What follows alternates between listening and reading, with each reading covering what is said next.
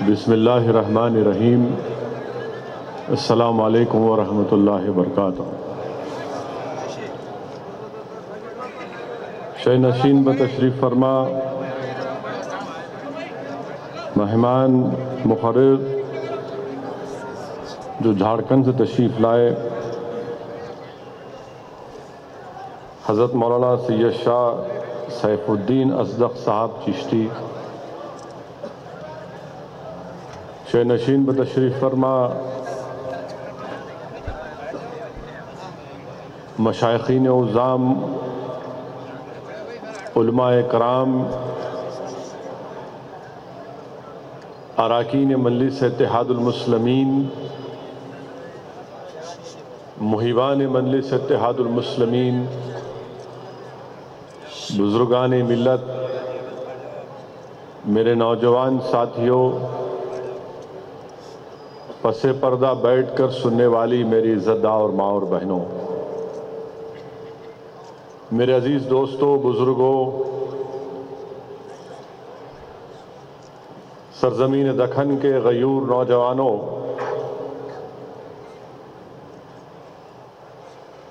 میں سب سے پہلے آپ تمام سے نوجوانوں سے خاص کر گزارش کرنا چاہتا ہوں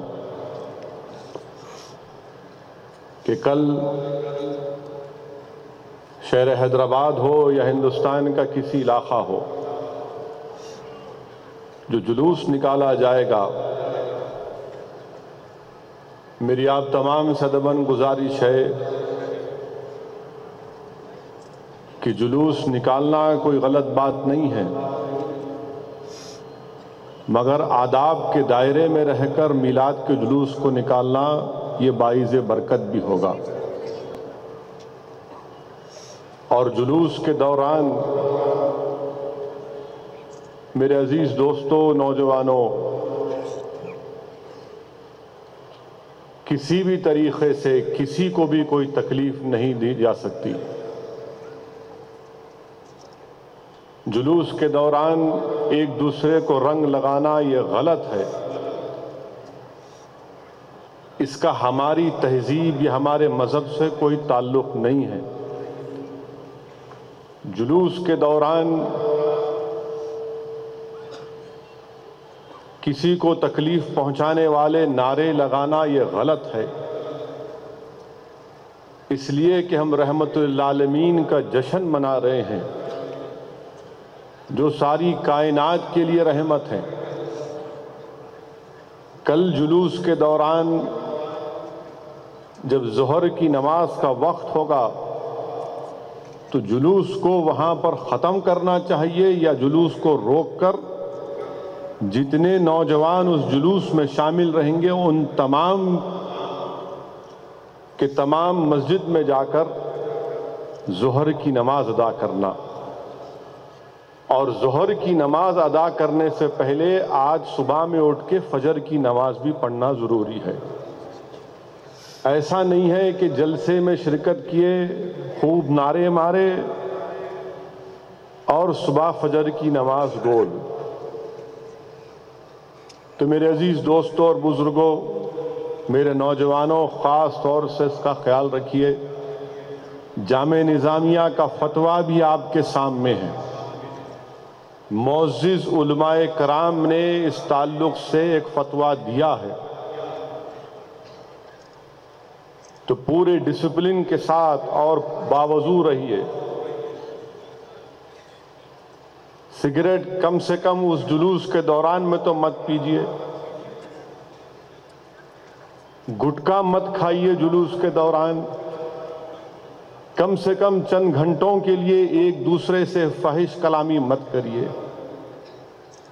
ہم کل رسول اللہ صلی اللہ علیہ وسلم کے عشق میں نکل رہے ہیں، ہم اپنی غلامی کا مظاہرہ دنیا کے سامنے کر رہے ہیں، ہم اپنی طاقت کا مظاہرہ کرنے کے لیے کل نہیں نکلنے والے ہیں۔ طاقت کا مظاہرہ کریں گے انشاءاللہ تعالی، کل غلامی کا مظاہرہ کریں گے، اور جب حیدرآباد میں بلدیہ کا الیکشن ہوگا تو ٹناٹن طاقت کا مظاہرہ کریں گے۔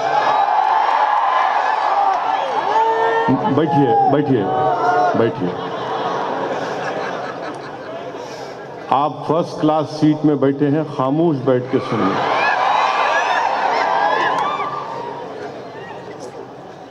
آپ کو ڈائریکٹ میری آواز سنائی دے رہی ہے۔ تو طاقت کا مظاہرہ انشاءاللہ تعالیٰ کریں گے بلدیہ الیکشن میں، اور خوب بہترین طریقے سے جواب دیں گے۔ بہت پکار رہے کیڑے مکوڑے، کمزور سمجھ رہے ہم کو، انشاءاللہ تعالیٰ تقریر کے دوران اس کا بھی جواب دوں گا۔ مگر میرے بزرگوں، میرے عزیز دوستوں، نوجوانوں، آداب کو ملوز رکھیے۔ اللہ کے رسول صلی اللہ علیہ وسلم کے جشن ولادت کو منانے کے لیے آپ اور ہم یہاں پر جمع ہوئے ہیں۔ تو میں امید کرتا ہوں کہ کل جو جلوس نکالا جائے گا وہ پرامن ہوگا، شریعت کے حدود سے یا حد سے آگے نہیں جائیں گے، ڈسپلن کا مظاہرہ ہوگا، امن کو برقرار رکھا جائے گا، باوضو آپ تمام رہیں گے، رنگ ایک دوسرے پر ہرگز نہیں پھینکیں گے،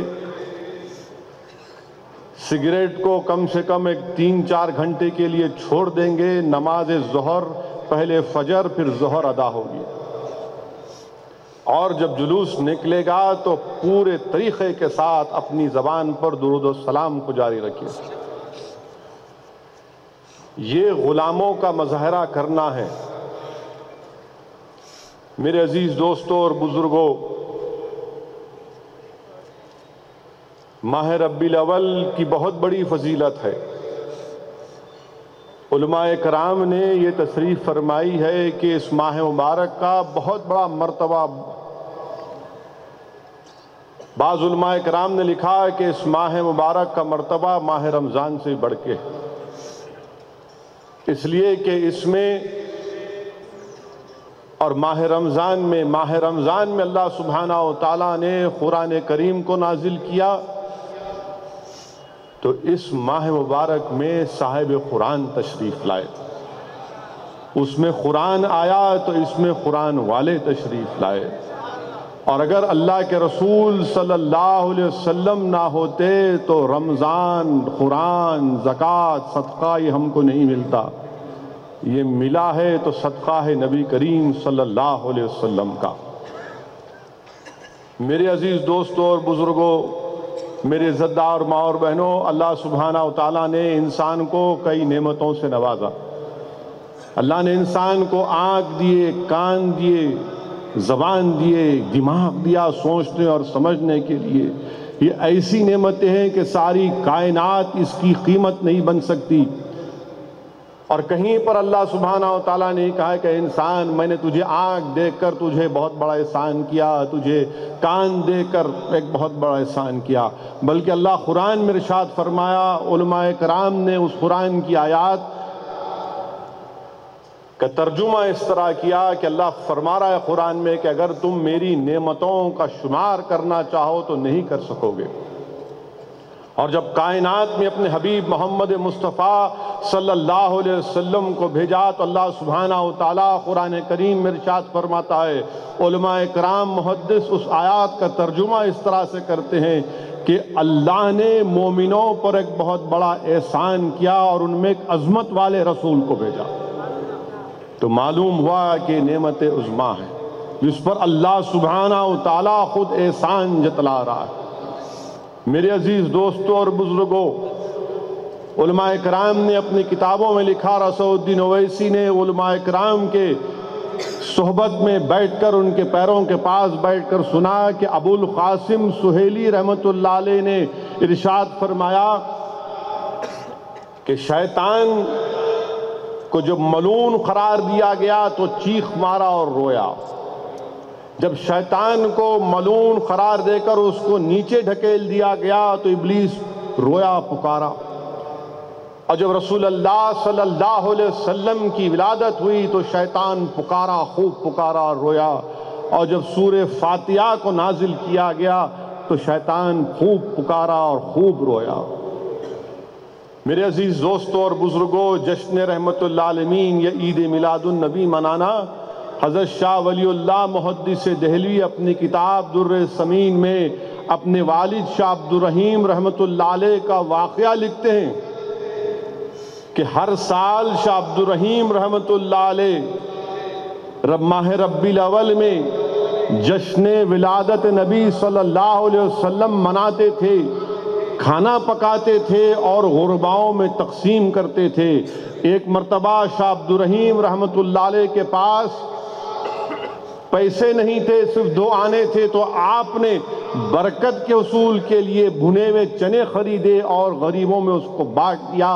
تو رات میں شاہ عبد الرحیم رحمت اللہ علیہ خواب میں اللہ کے رسول صلی اللہ علیہ وسلم کا دیدار کرتے ہیں، اور اللہ کے رسول صلی اللہ علیہ وسلم کے سامنے میز پر بھنے ہوئے چنے رکھے ہوئے ہیں، اور رحمت اللہ علیہ ارشاد فرما رہے ہیں کہ عبد الرحیم، تو نے اس بھنے ہوئے چنے کو غریبوں میں بانٹ کر بہت بڑا اچھا کام کیا۔ میرے عزیز دوستوں اور بزرگوں، وہیں پر رفالہ ہفت مسئلہ میں حاجی امداد اللہ مہاجر مکی رحمت اللہ علیہ لکھتے ہیں کہ غریب عید میلاد النبی کو مناتا ہے۔ اور اگر آپ بخاری شریف کی حدیث کو پڑھیں گے جس میں ابو لہب کے پاس صوبیہ نامی کام کرنے والی خاتون آ کر کہتی ہے کہ تمہارے بھائی کے گھر میں ایک بچہ پیدا ہوا ہے، یعنی محمد بن عبداللہ صلی اللہ علیہ وسلم۔ تو ابو لہب خوشی کے عالم میں انگلی سے اشارہ کر کے کہتا ہے کہ جا صوبیہ، میں تجھے آزاد کرتا ہوں آج کہ میرے بھائی کے گھر میں ایک بچہ پیدا ہوا ہے صلی اللہ علیہ وسلم۔ اور جب ابو لہب اس دنیا سے گیا، جہنم رسید ہوا، تو بخاری کی حدیث ہے کہ حضرت عباس اس کو خواب میں دیکھتے ہیں اور پوچھتے ہیں کہ کیا معاملہ ہوا تم سے؟ تو کہتا ہے کہ بڑے مشکل میں ہوں جہنم میں، صرف ایک ہی مرتبہ مجھے راحت ملتی ہے، جب پیر کا دن آتا ہے تو میں جس انگلی سے اشارہ کر کے رسول اللہ صلی اللہ علیہ وسلم کی آمد پر خوشی میں صوبیہ کو جو آزاد کیا تھا، اس دن میں اس انگلی کو اگر اپنے منہ میں ڈالتا ہوں تو میری پیاس بجھ جاتی ہے۔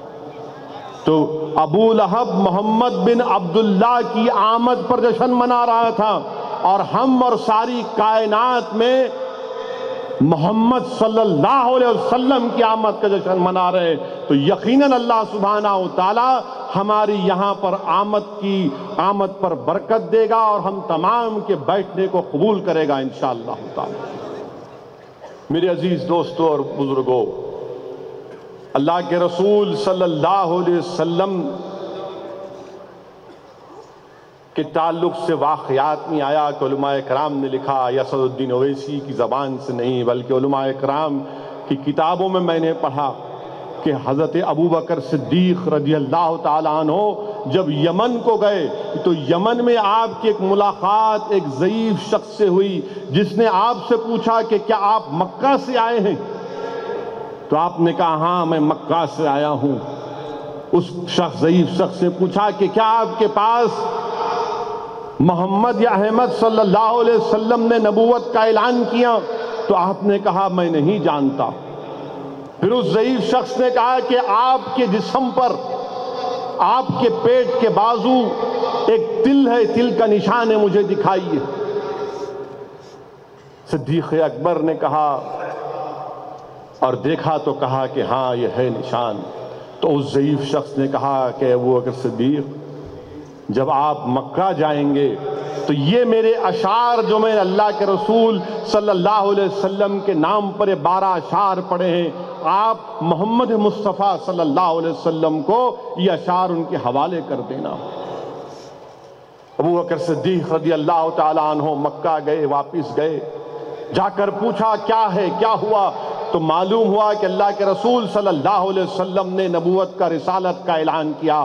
آپ محمد مصطفیٰ صلی اللہ علیہ وسلم کے پاس جا کر رسول اللہ صلی اللہ علیہ وسلم سے پوچھتے ہیں، ملاقات کرتے ہیں، تو اللہ کے رسول صلی اللہ علیہ وسلم کہتے ہیں کہ ابو بکر صدیق دین کو قبول کرو، اسلام کو قبول کرو، ایک اللہ کی عبادت کرو اور جنت کو حاصل کرو۔ حضرت ابو بکر صدیق پوچھتے ہیں کہ اس کی صداقت کیا ہے؟ اللہ کے رسول صلی اللہ علیہ وسلم ارشاد فرماتے ہیں کہ ابو بکر، جو ضعیف شخص سے یمن میں ملاقات ہوئی تھی نا، مکہ میں بیٹھے ہوئے آقا محمد مصطفیٰ صلی اللہ علیہ وسلم اور کہہ رہے ہیں یمن میں تمہاری ایک ضعیف شخص سے ملاقات ہوئی تھی، تو صدیق اکبر کہتے ہیں کہ میں نے کئی ضعیف شخص سے ملا، تو بولے نہیں، اس شخص کی میں بات کر رہا ہوں جو تم کو میرے تعلق سے 12 اشعار پڑھ کر تم کو دیا، اور اللہ کے رسول صلی اللہ علیہ وسلم وہ پورے 12 اشعار پڑھ دیتے ہیں۔ تو معلوم ہوا علم غیب۔ میرے عزیز دوستوں اور بزرگوں، صدیق اکبر اسی وقت ایمان لاتے ہیں۔ میرے عزیز دوستوں اور بزرگوں، اس لیے علماء کرام نے لکھا کہ اللہ کے رسول صلی اللہ علیہ وسلم کی آمد، صدیق اکبر کو صداقت ملی، فاروق اعظم کو عدالت ملی، عثمان غنی کو شرافت ملی، حضرت علی کو شجاعت اور امامت ملی، حسن اور حسین کو شہادت ملی، امت کو شریعت ملی، غلاموں کو عزت ملی، اور اسد الدین اویسی جیسے گناہگار کو انشاءاللہ شفاعت ملے گی۔ میرے عزیز دوستوں اور بزرگوں، آج ہم رسول اللہ صلی اللہ علیہ وسلم کے جشن ولادت کو منانے کے لیے یہاں پر جمع ہوئے، اور اللہ کے رسول صلی اللہ علیہ وسلم کے تعلق سے حدیث قدسی میں آیا کہ اللہ فرما رہا ہے کہ میرے محبوب، اگر آپ نہ ہوتے تو اس کائنات کا ذرہ بھی معرض وجود میں نہیں آتا۔ میرے عزیز دوستوں اور بزرگوں، اللہ نے اس زمین کے فرش کو رسول اللہ صلی اللہ علیہ وسلم کے لیے بنایا، اللہ نے آسمان کے شامیانے کو رسول اللہ صلی اللہ علیہ وسلم کی آمد کی مسرت میں بنایا۔ یہ سمندر کے یہ روانی کیا تم سے پکار پکار کر کہتی عالم انسانیت، یہ سمندر کی موجیں، اس کی روانی تم کو اللہ کے رسول صلی اللہ علیہ وسلم کی سیرت کی سریلی کہانی تم کو سناتی ہے۔ یہ زمین میں جو پیڑ اور لگے ہوئے ہیں یہ کیا ہیں؟ یہ اللہ کے رسول صلی اللہ علیہ وسلم کے سامنے ادب سے اپنا سلام پیش کر رہی ہیں۔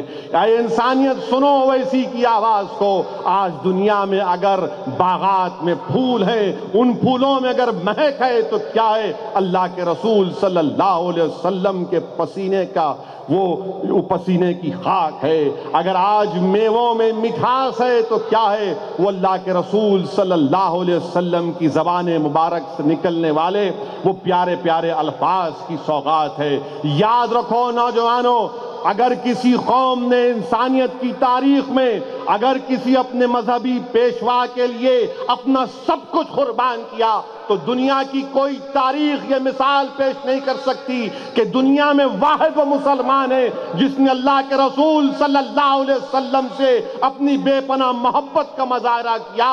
اور اگر مسلمانوں کے پاس دنیا میں اگر کوئی چیز ہے، سب کچھ ہمارا ختم ہو گیا، اقتدار ختم ہو گئی، دولت ختم ہو گیا، سب چیز ختم ہو گیا، اگر کوئی چیز ہمارے پاس ہے تو رسول اللہ صلی اللہ علیہ وسلم کی محبت کی دولت ہمارے پاس ہے۔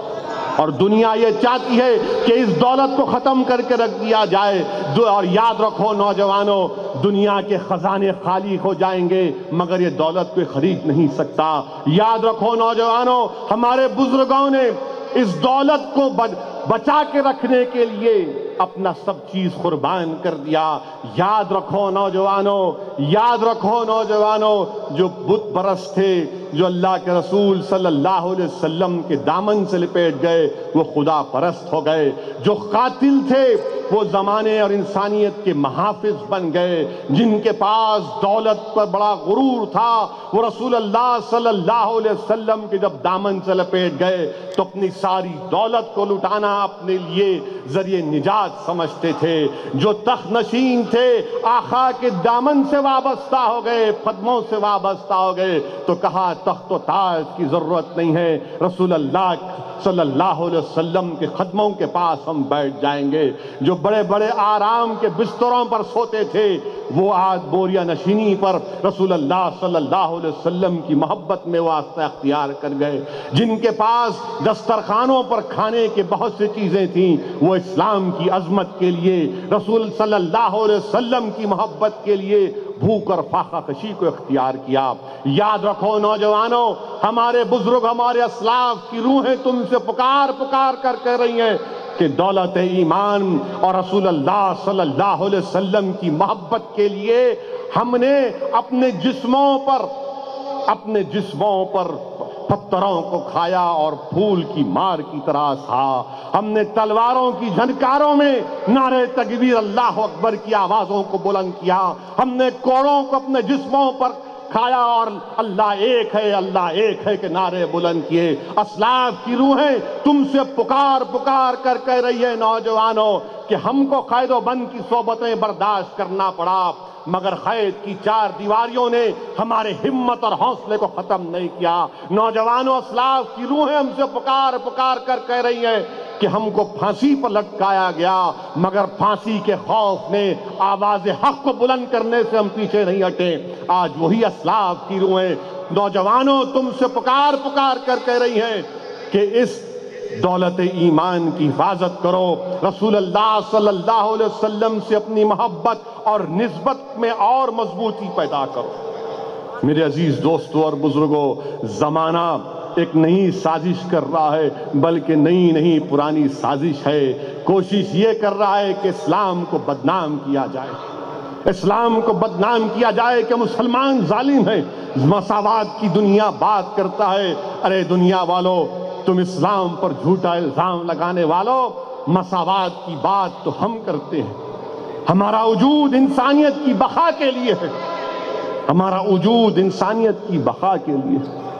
اور جب مساوات اور بزرگوں، یہودیوں کے قبیلے میں اسود رائی، خیبر میں یہودیوں کا قبیلہ تھا۔ اسود رائی ایک نام کا سیاہ فام یہودی تھا جو ان یہودیوں کا غلام تھا، اور وہ ان کے بکریوں کو چراتا تھا۔ کیونکہ وہ سیاہ فام تھا، اس کی آنکھیں چھوٹی چھوٹی تھیں، جسم مختلف تھا، تو یہودی اس سے نفرت کرتے تھے، عزت نہیں کرتے تھے، اس کو چاہتے نہیں تھے، حقارت کی نظر سے دیکھتے تھے۔ ایک دن اسود رائی نے دیکھا کہ یہودی ہتھیار کا سامان تیار کر رہے ہیں۔ معلوم کرنے پر اس کو بتایا گیا کہ مدینے میں ایک شخص آیا ہے جو نبوت کا اعلان کر دیا اور کئی لوگ اس پر ایمان لا چکے ہیں۔ تو یہودی مدینے پر حملہ کرنے والے تھے۔ یہ اس کے دل پر پہلے حق کی دستک تھی، اس کو اور جستجو ہوئی کہ میں معلوم کروں۔ وہ خاموشی کے ساتھ اپنے بکریوں کے ریوڑ کو لے کر مدینہ گیا۔ جا کر اللہ کے رسول صلی اللہ علیہ وسلم سے پوچھا، یا رسول اللہ صلی اللہ علیہ وسلم، آپ کس بات کا پیغام دیتے ہیں؟ رسول اللہ صلی اللہ علیہ وسلم نے اسود رائی سے کہا کہ میں ایک اللہ کی عبادت کا پیغام دیتا ہوں، اور مجھ سے پہلے بھی اللہ نے اپنے نبیوں اور انبیاؤں کو بھیجا، میں اللہ کا آخری رسول و نبی ہوں۔ پھر وہ پوچھتا ہے رسول اللہ صلی اللہ علیہ وسلم سے کہ دیکھیے، میں یہودی ہوں، میں سیاہ فام ہوں، میرے لوگ مجھ سے نفرت کرتے ہیں، مجھ سے بات نہیں کرتے، مجھ سے عزت نہیں کرتے، اور میرے سے دل دکھانے والی حرکتیں کرتے ہیں۔ اگر میں اسلام قبول کرتا ہوں تو مجھے کیا ملے گا؟ اللہ کے رسول صلی اللہ علیہ وسلم نے فرمایا، تجھے دین اور دنیا کی کامیابی ملے گی، اللہ کی رحمت تجھے ملے گی اور جنت تجھے ملے گی۔ وہ بولے گا، وہ پوچھا، یا رسول اللہ صلی اللہ علیہ وسلم، اگر میں ایمان قبول کیا، کل یہودی حملہ کریں گے، میں ان سے لڑا، اس میں شرکت کیا اور ہلاک ہو گیا، تو کیا جنت میں بھی اللہ یہ دیکھے گا کہ کون کالا ہے کون گورا ہے؟ کہ وہاں پر بھی اونچ اور نیچ کا فیصلہ ہوگا؟ اللہ کے رسول صلی اللہ علیہ وسلم نے فرمایا کہ نہیں، وہاں پر ایسا کچھ نہیں ہوگا، اللہ کے نزدیک سب برابر ہیں۔ تو فوراً پکار کر کہا، میں آپ کے اوپر ایمان لاتا ہوں، میں کلمہ پڑھتا ہوں۔ اور پھر اللہ سے رسول صلی اللہ علیہ وسلم سے پوچھتا کہ ان بکریوں کا کیا کروں، اس کا مالک خیبر میں ہے۔ اللہ کے رسول صلی اللہ علیہ وسلم حکم فرماتے ہیں کہ جاؤ، لے کر جا کر اس کو اپنے مالک کے حوالے کر کے واپس آؤ۔ وہ واپس آتا ہے، یہودیوں سے مقابلہ کرتا ہے اور شہادت پاتا ہے۔ رسول اللہ صلی اللہ علیہ وسلم کی آنکھ سے آنسو رواں ہو جاتے ہیں۔ رحمت اللہ علیہ صلی اللہ علیہ وسلم ارشاد فرماتے ہیں کہ بہترین شخص تھا، اس نے اپنی کامیابیوں کی منزل کو بہت جلدی پا لیا۔ میرے عزیز دوستوں اور بزرگوں، ہم کیا پیغام دے رہے ہیں دنیا کو کہ ہمارے ملک میں دلتوں سے ناانصافی ہوتی ہے۔ اخبارات میں آیا کہ ایک دلت کا سایہ کسی عبادت گاہ پر پڑ گیا تو پوری اس عبادت گاہ کو دھو دیا گیا۔ ہمارے ملک میں آج بھی دلتوں کو بہت سی عبادت گاہوں میں جانے نہیں دیا جاتا کہ رسول صلی اللہ علیہ وسلم 1400 سال پہلے کہہ رہے ہیں کہ تم سیاہ فام ہو تو کوئی فرق نہیں پڑتا، تم کمزور ہو تو تم طاقت حاصل کر لو کہ دین کو قبول کرو۔ میرے عزیز دوستوں اور بزرگوں، آج دنیا یہ بتا رہی ہے کہ مسلمان، ابھی ذکر کیا ہمارے مہمان مقرر علماء نے، عالم دین نے، کہ کیسے داعش یا آئس یتیموں پر ظلم کر رہے ہیں۔ یہ ظالم ہے، ان کا تعلق اسلام سے نہیں ہے۔ رسول اللہ صلی اللہ علیہ وسلم کی سیرت ہم تمام کو پکار پکار کر کہہ رہی ہے کہ ایک مرتبہ رسول اللہ صلی اللہ علیہ وسلم کے دربار میں ایک صحابی رسول دوڑتے ہوئے آئے اور آ کر اپنی نظر پھرا پھرا کر دیکھ رہے تھے۔ تو رسول اللہ صلی اللہ علیہ وسلم نے پوچھا کہ تم پریشان نظر آ رہے ہو، کیا بات ہے؟ اس صحابی نے عرض کیا، رسول اللہ صلی اللہ علیہ وسلم میرا بچہ نہیں دکھ رہا صبح سے، میں پریشان ہوں۔ تو صحابہ نے کہا جو مجلس میں تھے کہ وہ کسی باغ میں کھیل رہا ہے۔ جیسے ہی وہ صحابی پلٹ کر دوڑنا چاہتے تھے، اللہ کے رسول صلی اللہ علیہ وسلم نے کہا ادھر آؤ، ٹھہرو، میری بات سن کر جاؤ۔ آقا نے فرمایا جب تم باغ میں جاؤ گے اور تمہارے بچے کو دیگر بچوں کے ساتھ کھیلتے ہوئے دیکھو گے تو تم کو میں کہہ رہا ہوں کہ تم اپنے بچے کو بیٹا کہہ کر نہیں پکارنا، اس کے نام سے اس کو پکار کر بلانا۔ وہ جاتے ہیں، اپنے بچے کو دیکھ کر خوش ہوتے ہیں، اس کا نام پکار کر، جو اس کو واپس اللہ کے رسول صلی اللہ علیہ وسلم کے پاس آتے ہیں اور پوچھتے ہیں رسول اللہ صلی اللہ علیہ وسلم آپ نے کیوں ایسا کہا؟ اللہ کے رسول صلی اللہ علیہ وسلم نے کیا جواب دیا؟ سنو جو ہم پر کہتے ہیں کہ ہم یتیموں پر ظلم کر رہے ہیں۔ رحمت اللہ علیہ صلی اللہ علیہ وسلم نے کہا کہ اس باغ میں بہت سے بچے یتیم تھے اور میں نہیں چاہتا تھا کہ جب تم پکارو گے میرا بیٹا تو ان یتیم بچوں کا دل نہ دکھے۔ یہ اللہ کے رسول صلی اللہ علیہ وسلم کی تعلیمات ہے۔ دیکھو دنیا والوں، یہ ہمارے آقا کی تعلیمات ہے۔ نوجوانوں یاد رکھو اس چیز کو کہ کیسے رسول اللہ صلی اللہ علیہ وسلم یتیموں کے دل دکھانے کی بات نہیں کرنا چاہتے، اور پھر یہ کہتے ہیں کہ مسلمان جو ہے آئسس داعش، ان کو مل گیا موقع کہ داعش والے گردن کاٹتے ہیں۔ ارے وہ گردن کاٹتے ہیں تو قصائی ہے، وہ مسلمان نہیں ہے۔ اللہ کے رسول صلی اللہ علیہ وسلم کی سیرت کے واقعات، صحابہ اکرام کی قربانی، ان کے محبت کے کارنامے ہمارے سامنے، ان کے جذبات ہمارے سامنے۔ حضرت خبیب رضی اللہ تعالیٰ عنہ کو گرفتار کر لیا گیا، بھوک اور پیاسا رکھا گیا، ہتھکڑیوں سے زنجیروں سے باندھ کر کئی دن تک رکھا گیا، اور ایک جہاں پر آپ کو قیدی بنا کر رکھا گیا وہاں پہ ایک معصوم بچی اپنے ہاتھ میں چاقو لے کر آپ کے قریب آ گئی اور آپ کے سامنے چاقو رکھ دیا، اس کے ہاتھ سے گر گئی، معصوم بچی تھی۔ صحابی رسول دیکھیے، آپ اس بچی کے چاقو کو لے کر اپنے بازو رکھتے ہیں، اس بچی کو اپنے گود میں بٹھاتے ہیں، اس سے شفقت سے پیش آتے ہیں۔ اس کی ماں دیکھ کر پکارتی ہے کہ میرے بچی کو مار دے گا، اس کے پاس چاقو۔ آپ کہتے ہیں نہیں، ہمارے رسول صلی اللہ علیہ وسلم نے ہم کو تعلیم نہیں دی کہ معصوم بچوں کی گردنوں کو کاٹ دینا۔ دنیا والوں سنو، یہ میرے رسول کی سنت ہے، یہ میرے رسول کا پیغام ہے صلی اللہ علیہ وسلم کا۔ اور میرے عزیز دوستوں اور بزرگوں، نوجوانوں، محبت کیا ہے؟ بہت سے نوجوان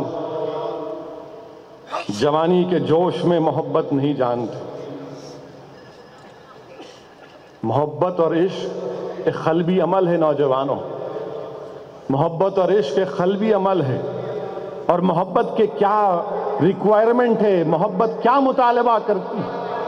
کہ محبت کا پہلا مطالبہ یہ ہے کہ اپنے دل کو محبوب کے حوالے کر دینا، اس کے تابع کر دینا۔ اگر میں رسول اللہ صلی اللہ علیہ وسلم سے محبت کرتا ہوں تو میرا یہ دل رسول اللہ صلی اللہ علیہ وسلم کے تابع ہو جائے، میرا یہ دل رسول اللہ صلی اللہ علیہ وسلم کی شوق میں تڑپتا رہے۔ یہ محبت کا تقاضا ہے۔ اور محبت کیا ہے؟ بخاری کی حدیث ہے کہ جتنے روح ہیں عالم ارواح میں جتنے روح ہیں وہ اللہ کے رسول صلی اللہ علیہ وسلم کی فوج ہے۔ یہ بخاری کی حدیث ہے۔ اگر میں یہ بات کہوں گا تو ہمارے سنگ پریوار کے لوگ بولیں گے پھر گھر واپسی کی بات کر رہے ہو۔ ہمارا ایمان ہے، ہماری ماننے آپ مت مانو۔ میرے آقا نے فرمایا، بخاری شریف کی حدیث ہے کہ سارے روحیں جو ہوتی ہیں وہ رسول اللہ صلی اللہ علیہ وسلم کی فوج ہیں، یعنی روح جسم میں جانے سے پہلے اس میں محبت اللہ پیدا کر دیتا۔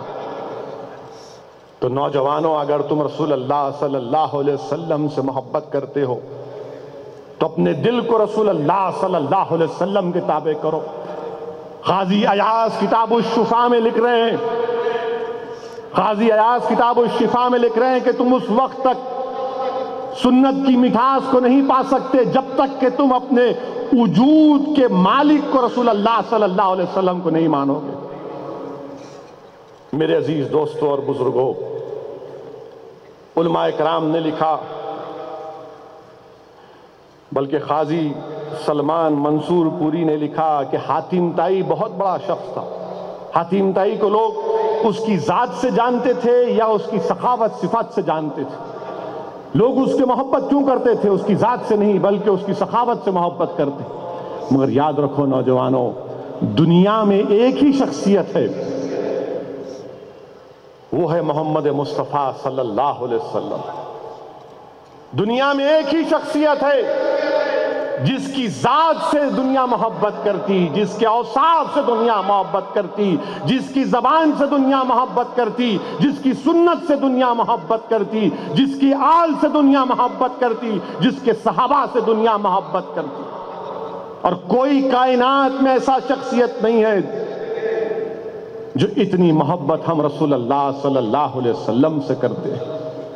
اب یہاں پر اس بات کو ذہنوں میں رکھو، میں آپ سے بھی مخاطب ہوں اور ان لوگوں سے بھی مخاطب ہوں جو اللہ کے رسول صلی اللہ علیہ وسلم کی شان میں گستاخی کرتے ہیں۔ میں اس جان لینا نہیں چاہتا جس نے رسول اللہ صلی اللہ علیہ وسلم کی شان میں گستاخی کی، بلکہ دنیا کے گستاخوں سے بھی آج یہ غلاموں کا غلام اویسی ان سے کہہ رہا ہے، سنو، بتاؤ دنیا میں کوئی ایسی شخصیت ہے جس کی ذات سے، جس کے صفات سے، جس کی سنت سے، جس کے ارشادات سے، جس کے صحابہ سے، جس کے آل سے کوئی اتنی محبت کرتا ہے؟ بتاؤ ہم کو۔ اسی لیے ہم کہتے ہیں کہ تنقید اسلام پہ ہو سکتی ہے، گستاخی رسول سے نہیں برداشت کی جا سکتی۔ رسول اللہ صلی اللہ علیہ وسلم سے گستاخی نہیں برداشت کی جا سکتی۔ حدیث شریف میں آیا کہ صحابہ اکرام مسجد نبوی میں بیٹھے ہوئے ہیں، گفتگو کر رہے ہیں انبیاء علیہ السلام کے بارے میں، ان کے اوصاف، ان کے الخبات کے بارے میں۔ رسول اللہ صلی اللہ علیہ وسلم جلوہ فرماتے اور کہتے ہیں کہ میں نے تمہاری گفتگو سنی، صحیح ہے، مگر یاد رکھو میں حبیب اللہ ہوں، میں حبیب اللہ ہوں، میں اللہ کا محب اور محبوب ہوں۔ تو یاد رکھو دنیا والوں، یاد رکھو نوجوانوں، جب اللہ سبحانہ وتعالیٰ ان سے محبت کرتا ہے تو ہم کو بھی محبت کرنا ہے۔ سورہ توبہ کی آیات نمبر 4 کیا کہہ رہی ہے کہ رسول اللہ صلی اللہ علیہ وسلم سے محبت کرو، اپنی زندگی ان کے بتلائے ہوئے راستے پر گزارو، تم کو نعمتوں سے نواز دیا جائے گا۔ شیخ عبدالحق محدث دہلوی نے کیا کہا؟ جس کے دل میں رسول اللہ صلی اللہ علیہ وسلم کی محبت نہیں، وہ دل مردہ ہے، اس کی روح مردہ ہے۔ تو جس کے دل میں رسول اللہ کی محبت ہے وہ ایماندار ہے۔ اسی لیے آقا نے فرمایا کہ تمہارا ایمان اس وقت تک مکمل نہیں جب تک کہ تم مجھے اپنی جان سے زیادہ نہیں چاہو گے۔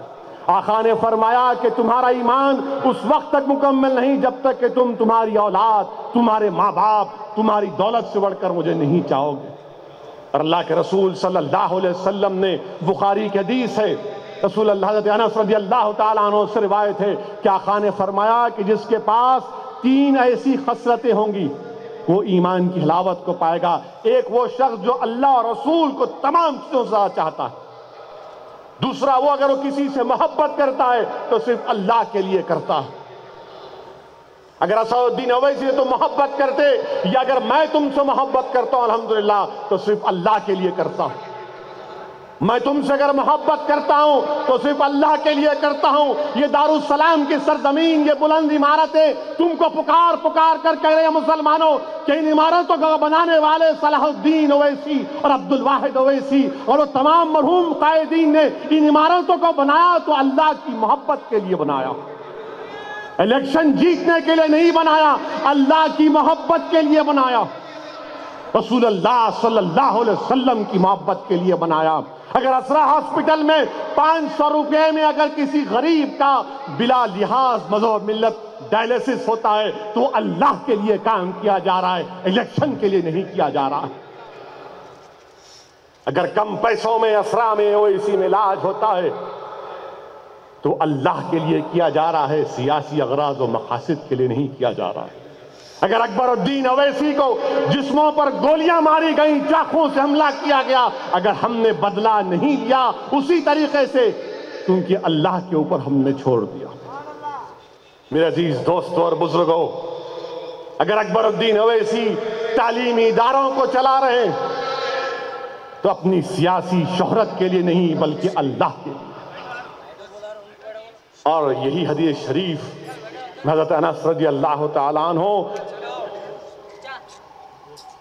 جب فرد محبت اور مسرت سے جذباتی ہو جاتے تو پکار کر کہتے کہ حشر کے میدان میں جب اللہ کے رسول صلی اللہ علیہ وسلم کو دیکھوں گا تو پکار کر کہوں گا یا رسول اللہ غلام حاضر ہے۔ اللہ کرے کہ اسد الدین اویسی کو بھی یہ موقع ملے، ہم تمام کو اللہ وہ موقع دے کہ ہم تمام کے تمام حشر کے میدان میں ہوں اور ہم پکار کر کہیں یا رسول اللہ ہم آپ کے غلام ہیں، نظر کرم کی۔ میرے عزیز دوستوں اور بزرگوں، ان باتوں کو بیان کرنا بے حد ضروری ہے کہ دنیا کو سمجھانا ضروری ہے کہ کوئی اللہ کے رسول صلی اللہ علیہ وسلم کی شان میں گستاخی نہیں کر سکتا۔ ہاں، اسلام کو کرٹیسائز کرو، مگر بلاسفیمی الگ بات ہے، کرٹیسزم الگ بات ہے۔ اور صحیح کہا مفتی خلیل احمد صاحب نے کہ جو رسول اللہ صلی اللہ علیہ وسلم کی شان میں گستاخی کرتا ہے وہ ولد الحرام ہے۔ یہ میں نہیں کہہ رہا ہوں، ابھی آپ مفتی صاحب سے سنے، ورنہ ٹی وی چینل والے کل چلائیں گے، بھڑکاؤ بھاشن دیے تھے انہوں، اس کو حرام ولد الحرام بولے تو ہندی میں اس کا کوئی ترجمہ کر دیں گے، انگریزی میں کیا کیا بول دیں گے۔ مفتی صاحب نے کہا، بلکہ مفتی صاحب نے قرآن کو سامنے رکھ کر کہا کہ قرآن کی روشنی میں کہا کہ ولید بن مغیرہ تھا جو اللہ کے رسول صلی اللہ علیہ وسلم کی شان میں گستاخی کرتا تھا کہ اس کے 10 عیب ہیں، 10 عیب گنوا دیے، اور 10واں عیب یہ بتایا گیا کہ یہ ولد الحرام ہے، یہ اپنے باپ کا بیٹا نہیں، وہ اپنی ماں کے پاس نہیں۔ میرے عزیز دوستو، یہ چھچوری چیخا نہیں۔ اللہ کے رسول صلی اللہ علیہ وسلم کی محفل ہے، یہاں پر اہل اللہ بھی بیٹھے ہیں، یاد رکھو نوجوانوں، نہیں معلوم کون کون بیٹھے ہیں، کون کون کس کس کی آمد ہے۔ ہماری جسمانی آنکھوں میں اتنی طاقت نہیں ہے کہ جہاں پر رسول اللہ صلی اللہ علیہ وسلم کا ذکر ہوتا وہاں پر کون کون آ جاتے، یہ ہماری خوش قسمتی ہے۔ بہرحال وہ اپنی ماں کے پاس گیا اور کہا کہ ماں، 9 عیب تو میں مانتا ہوں مجھ میں ہے، یہ 10واں عیب بتا، کیا میں اپنے باپ کا بیٹا ہوں یا تو نے اپنا منہ کالا کیا تھا؟ تو ماں نے کہا سن میرے بیٹے، ہاں میں نے کسی ایک غیر آدمی کے پاس جا کر اپنا منہ کالا کیا تھا، تو ولد الحرام ہے۔ تو جو اتر پردیش میں رسول اللہ صلی اللہ علیہ وسلم کی شان میں گستاخی کیا وہ ولد الحرام ہے۔ کیا ہے وہ؟ جو زور سے بولیے۔ اور پھر اس کا انجام کیا ہوا؟ شواہد النبوہ پڑھو کتاب، پڑھنے کا ٹائم ملا تو خرید کے پڑھو۔ اس میں لکھا گیا کہ اللہ کے رسول صلی اللہ علیہ وسلم کعبۃ اللہ شریف کے سامنے کھڑے، یہ ولید بن مغیرہ طواف کر رہا ہے، اللہ کے رسول صلی اللہ علیہ وسلم دیکھتے ہیں۔ آقا دو عالم صلی اللہ علیہ وسلم، اس کے تمام تکالیف، اس کے تمام جملے یاد آتے ہیں۔ اللہ سبحانہ وتعالیٰ جبریل امی کو بھیجتا ہے، جبریل امی رسول اللہ صلی اللہ علیہ وسلم کے بازو آ کر کھڑے ہو جاتے ہیں اور ولید بن مغیرہ کی طرف نظر کرتے ہیں۔ اس کے جسم پر ایک نشان زخم تھا جو سوکھ چکا تھا، برسوں پہلے ہوا تھا۔ اس حضرت جبرائیل کی ایک نظر اس کے زخم کو کھول دیتی ہے اور وہیں خون بہتا ہے، وہیں پر مر جاتا ہے۔ یہ گستاخوں کی سزا، یہ گستاخوں کا انجام۔ کعب بن اشرف کا تم کو معلوم نوجوانوں کیا ہوا تھا؟ کعب بن اشرف رسول اللہ صلی اللہ علیہ وسلم کی شان میں گستاخی ہمیشہ۔ یاد رکھو مسلمانوں، ناموس رسالت کے ساتھ مسئلہ ہے۔ یاد رکھو دنیا والوں، فریڈم آف سپیچ کی تم بات کرتے ہو، میں بھی مانتا ہوں فریڈم آف سپیچ اور ایکسپریشن، مگر بلاسفمی فریڈم آف سپیچ نہیں ہو سکتی۔ بلاسفمی فریڈم آف سپیچ نہیں بن سکتی۔ اسی لیے ہمارے پاس 295 153 آئی پی سی ہے، آرٹیکل 19G ہے۔ عزیز دوستوں اور بزرگوں، رسول اللہ صلی اللہ علیہ وسلم کو حکم دیا گیا کہ کعب بن اشرف کا کام تمام کیجیے۔ سورہ نساء کی آیات نمبر 5 پڑھو نوجوانوں۔ اللہ کے رسول صلی اللہ علیہ وسلم نے ارشاد فرمایا، ہے کوئی جو کعب بن اشرف کا کام تمام کرے؟ محمد بن مسلمہ رضی اللہ تعالیٰ عنہ اٹھے، بولے یا رسول اللہ مجھے اجازت دیجئے، مجھے اس بات کی اجازت دیجئے کہ میں اپنے طریقے سے اس کو کیفر کردار تک پہنچاؤں گا۔ رسول اللہ صلی اللہ علیہ وسلم نے ان کو اجازت دی۔ وہ کعب بن اشرف سے دوستی کیے، خوب دوستی کیے، اور جب پروگرام بن گیا کہ آج کعب کا کام فائنل ہونے والا ہے، اگر حیدرآباد کی زبان میں کہوں تو اس کی وکٹ اڑانے کا جب ٹائم آیا تو اس کو رات کے اندھیرے میں بلایا گیا، پکارا گیا۔ تو کعب جب اٹھ کر جا رہا تھا، اپنی بیوی نے کہا کہ پکارنے والے کی آواز میں مکاری کی آواز آ رہی ہے، مت جاؤ، اس میں شر ہے۔ کعب نے کہا نہیں، یہ میرے دوست ہیں، میں جانتا ہوں۔ جب ان کے پاس گیا تو حضرت صحابی رسول صلی اللہ علیہ وسلم محمد بن مسلمہ نے کہا کہ تمہارے بالوں سے بڑی خوشبو آ رہی ہے، قریب تو آؤ۔ اور جیسا قریب آئے اس کا کام تمام کر دیا۔ یہ پہلے گستاخ کی سزا تھی۔ اب اس کا یہ مطلب نہیں ہے کہ کل آپ وکٹ نکالنے چلے جائیں گے، نہیں جائیں گے آپ، کیونکہ قانون ہے۔ یاد رکھو اللہ کے رسول صلی اللہ علیہ وسلم نے حکم فرمایا تھا، اور شریعت کا حکم یہ ہے کہ جو ملک کا قانون ہوگا اس قانون کا پاس و لحاظ رکھنا پڑے گا۔ ہاں یقیناً اس ملعون نے ہم کو قلبی، جسمانی، روحانی ہر قسم کی تکلیف دی اپنے واہیات باتیں کر کر، اور ضرور انشاءاللہ تعالی اس کے لیے دنیا چھوٹی پڑ جائے گی۔ کم سے کم چوہا تو بھی اپنے بل میں رہ کر خوش ہوتا ہوگا، مگر گستاخی کرنے والا انشاءاللہ تعالی چوہے کی طرح بھی اس کی قسمت نہیں ہوگی انشاءاللہ۔ اور ہم اتر پردیش کی حکومت سے مطالبہ کرتے ہیں کہ اس کے خلاف چارج شیٹ ڈالو، سزا دلاؤ، اس کی بیل ہونے مت دو۔ اور گستاخی کی بات جب ہم کر رہے ہیں، یاد رکھو نوجوانوں، مکہ فتح ہوا، رسول اللہ صلی اللہ علیہ وسلم مکہ میں گئے اور کہا کہ سب کو معافی، آج سب کو معافی ہے، مگر بعض لوگوں کو معافی نہیں ہے، جس میں ابن خطل نامی شخص تھا جو گستاخی کرتا تھا۔ صحابہ اکرام آ کر پوچھے، عرض کی یا رسول اللہ، وہ کعبۃ اللہ شریف کے غلاف میں چھپا ہوا ہے، اور یاد رکھو نوجوانوں، کعبۃ اللہ شریف میں مچھر کو نہیں مار سکتے، وہاں ایک جگہ ہے۔ آقا نے فرمایا کہ اللہ کے رسول کا گستاخ ہے، وہیں پر کام کرو۔ اللہ کے رسول صلی اللہ علیہ وسلم نے حکم فرمایا، آپ کے پاس کوئی اختیار نہیں ہے میں جا کے کروں گا، نہیں، قانون سے کام کرائیں گے، ہم اپنی زبان سے مقابلہ کریں گے، تحریر سے مقابلہ کریں گے، اپنے ایمان کو مضبوط کر کے مقابلہ کریں گے، اپنے مسجدوں کو آباد کر کے مقابلہ کریں گے، اور ڈرنے اور گھبرانے کی کوئی ضرورت نہیں۔ افسوس مجھے اس بات کا ہوتا ہے کہ رسول اللہ صلی اللہ علیہ وسلم کی شان میں گستاخی۔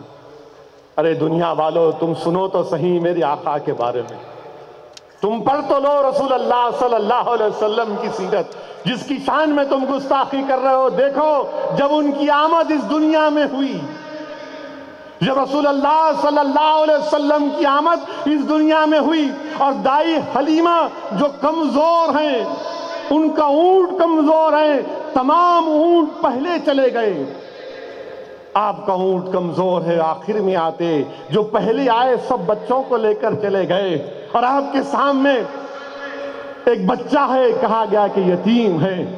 آپ نے کہا کوئی اور نہیں ہے، کوئی اور نہیں ہے جس کو میں لے کر جاؤں، پالوں پوسوں تاکہ مجھے کچھ فائدہ ہو جائے؟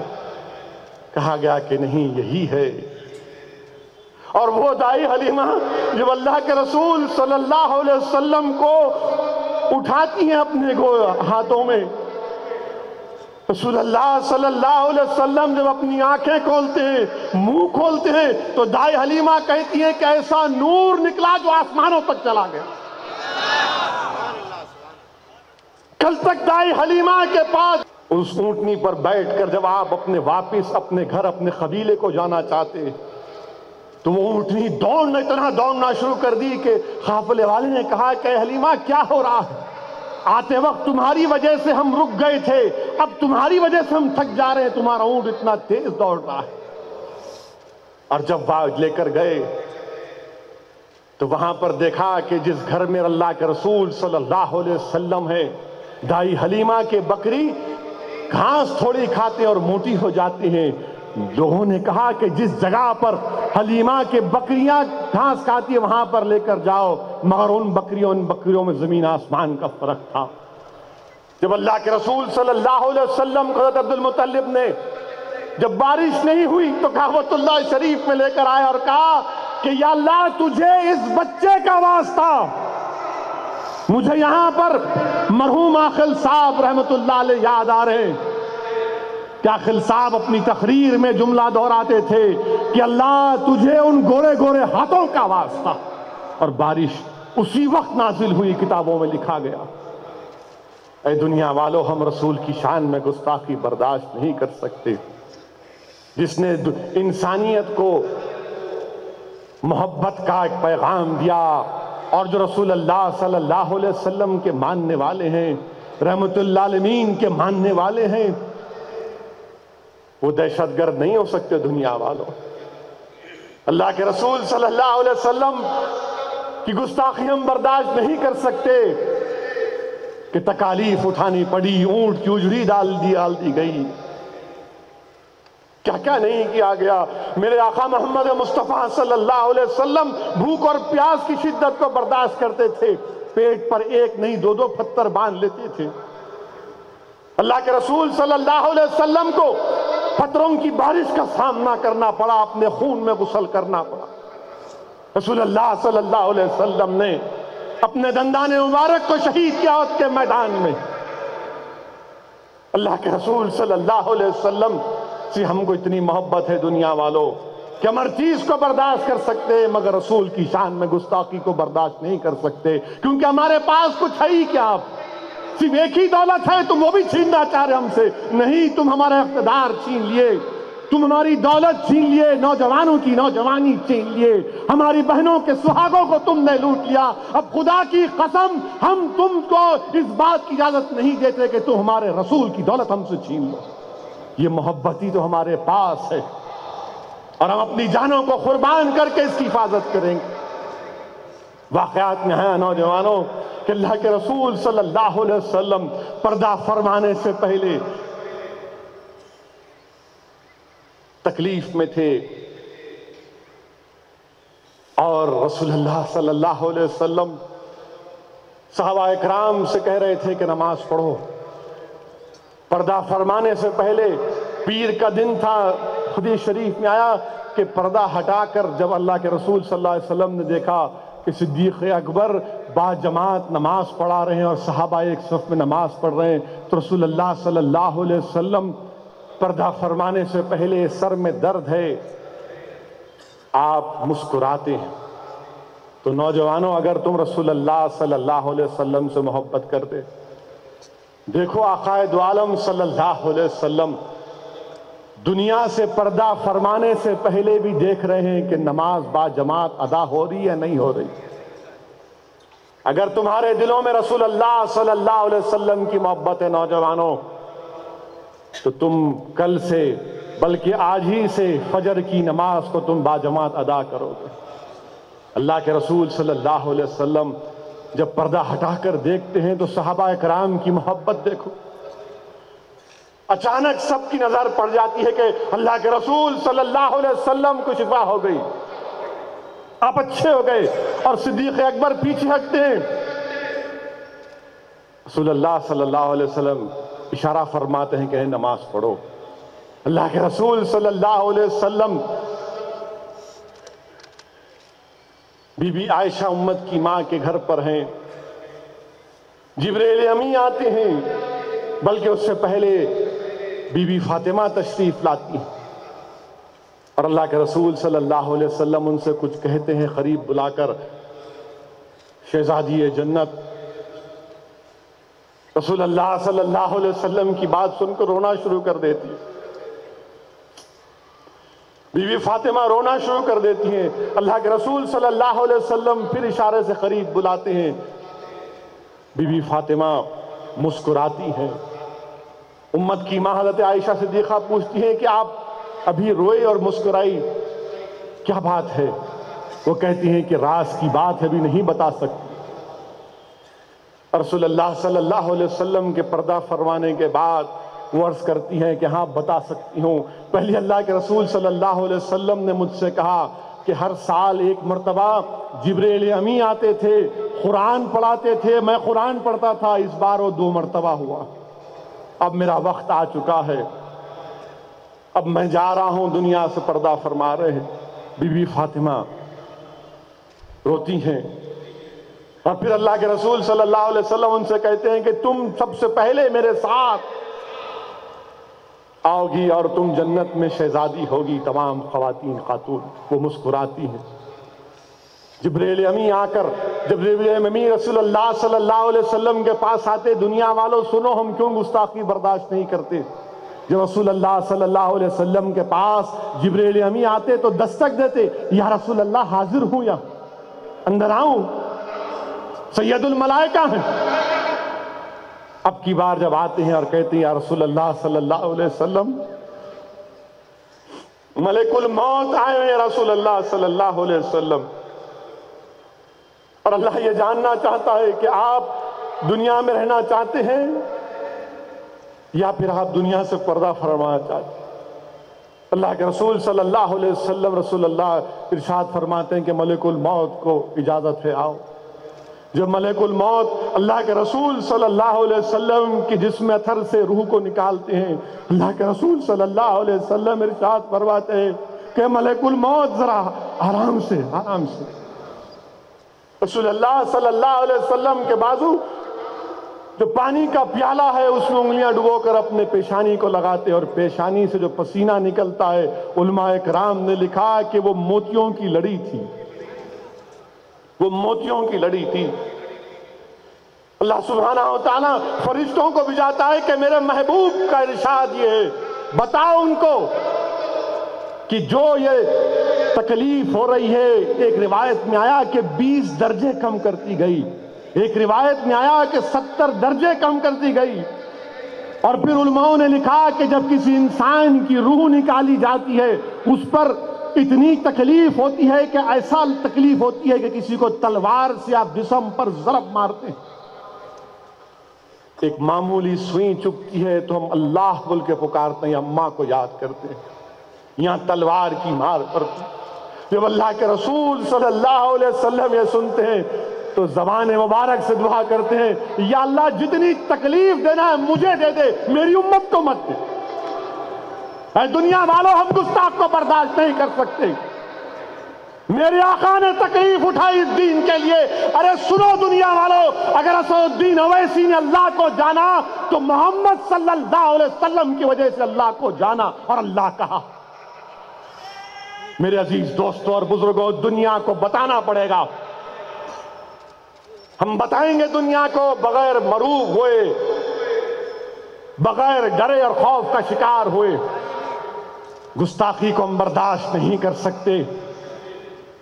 اللہ کے رسول صلی اللہ علیہ وسلم سے محبت یہی ہے میرے عزیز دوستوں، نوجوانوں، کہ اپنی جان سے بڑھ کر، اپنے مال سے بڑھ کر، اپنے دولت سے بڑھ کر، اپنے خوبصورت گاڑی یا موٹر سائیکل سے بڑھ کر، اپنے آپ سے بڑھ کر، اپنے ماں باپ سے بڑھ کر، اپنے بیوی اور اولاد سے بڑھ کر رسول اللہ صلی اللہ علیہ وسلم کو جب چاہیں گے تو ہمارا ایمان مکمل ہوا۔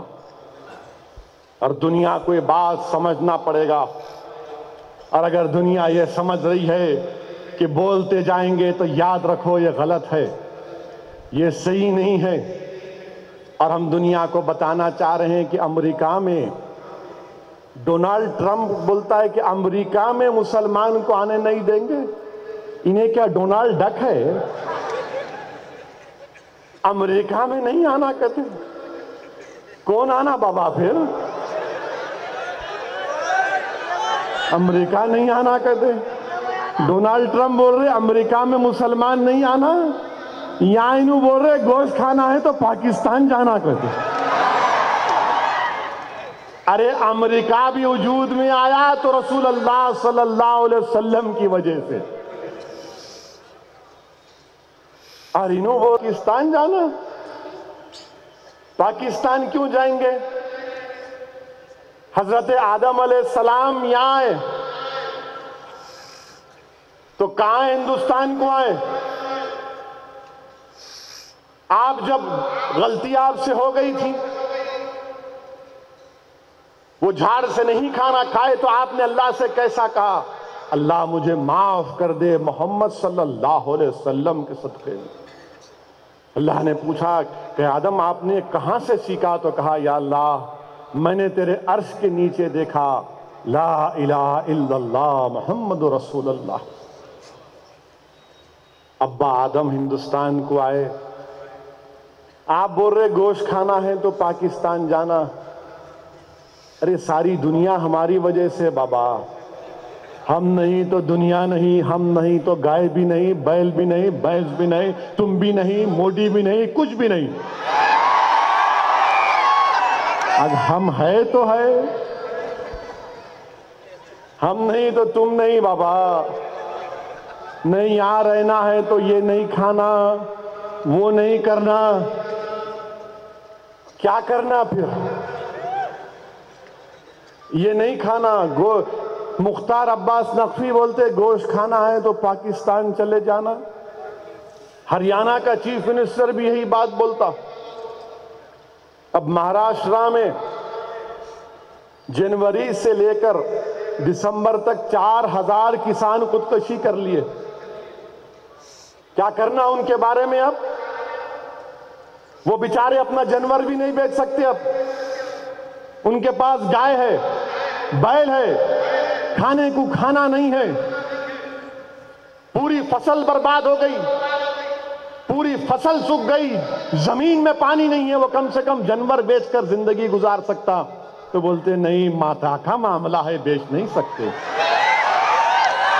اس کی اماں کو کھانے کو کھانا نہیں ہے، مگر آپ کی ماتا کو کچھ نہیں کرنا، یہ کون سی بات ہے؟ کسان 4000 کسان خودکشی کر لیے، اگر وہ قانون نہیں ہوتا تو کم سے کم وہ جانور بیچ کر، مگر آج مہاراشٹرا میں کسان 4000 کسان خودکشی کر لیے۔ کون ذمہ دار ہے اس کا؟ یہ انسانیت ہے۔ 4000 کسان خودکشی کر لیے، تلنگانہ میں کر لیے، مدھیہ پردیش میں کر لیے، راجستھان میں کر لیے، کرناٹکا میں کر لیے۔ چلو ہم تم کو نسخہ بتاتے ہیں، وہی نسخہ جو ہم نے عاقل صاحب کی قیادت میں کیا تھا، نماز استسقاء کا اہتمام کیا تھا، اور ہم نے دعا کی تھی اللہ سے گڑ گڑا کر، آؤ دعا کرو انشاءاللہ تعالی۔ میں آپ سے بھی گزارش کر رہا ہوں کہ ہمارے ملک میں بہت بڑا قحط چل رہا ہے، ہمارے ملک میں اتنا بڑا قحط چل رہا ہے کہ کبھی تاریخ میں اتنا بڑا ڈراؤٹ نہیں آیا، بلکہ حد تو یہ ہو گئی کہ افسوس ہوتا ہے اس ملائم سنگھ پر۔ 75ویں سالگرہ کے لیے ملائم سنگھ جو ہے 15 کروڑ روپے خرچہ کر رہے ہیں، اپنی برڈے منا رہے ہیں، اور بندیل کھنڈ میں کسان گھاس کی روٹی کھا رہا ہے۔ ملائم سنگھ، اگر تمہارے منہ میں گھاس کی روٹی ڈال دی جائے کیک کے بدلے تو تم بیمار نہیں پڑو گے کیا ملائم سنگھ؟ مگر نہیں، بندیل کھنڈ کا غریب گھاس کی روٹی کھاتا ہے تو اقتدار کی کرسیوں پر بیٹھنے والے ظالم لوگ اپنی 75ویں سالگرہ کے لیے کیک کاٹتے ہیں۔ افسوس افسوس تم پر کہ تمہارے دلوں میں انسانیت ختم ہو کر رہ گئی۔ گھاس کی روٹی کھا رہے ہیں بندیل کھنڈ میں لوگ، گھاس کی روٹی کھا رہے ہیں، کسی کو فکر نہیں ہے۔ میرے عزیز دوستو، دعا کرنے کی ضرورت ہے۔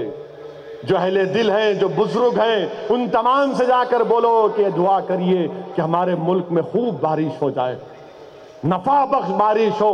یہ چنئی یا سری نگر کی طرح بارش نہیں ہونا، ہمارے کو اتنی بارش ہو جائے کہ ہمارے تالاب، ہمارے ساگر یہ تمام بھر جائیں۔ میرے عزیز دوستو اور بزرگوں، یہ ہمارے ملک کا حال ہے کہ غریب مر رہا ہے، کسان مر رہا ہے، مگر اقتدار کی کرسیوں پر بیٹھنے والوں کو فکر نہیں ہے۔ ہمارے پرائم منسٹر کے بارے میں تو کیا بولنا، پارلیمنٹ سیشن ہوا تو آ کے بیٹھے، ہم بولے بہت احسان کیا، آپ بیٹھے۔ ابھی معلوم ہوا روس کو چلے گئے، رشیا چلے گئے پرائم منسٹر۔ آج اخبار میں، کسی اخبار میں کارٹون آیا، میں اخبار والوں کو بول رہا ہوں یہ بھڑکاؤ بھاشن بول کے چلانا نہیں۔ اخبار کا کارٹون یہ تھا کہ پرائم منسٹر ایک سوٹ پہنے ہوئے ہیں، ٹائی نہیں ہے، پینٹ کا جو پینچہ ہے زیادہ اٹھا ہوا ہے، لکڑی ہے، لکڑی کے اوپر ایک بوریا بنا ہوا ہے، اس کے اوپر رشیا لکھا ہوا ہے۔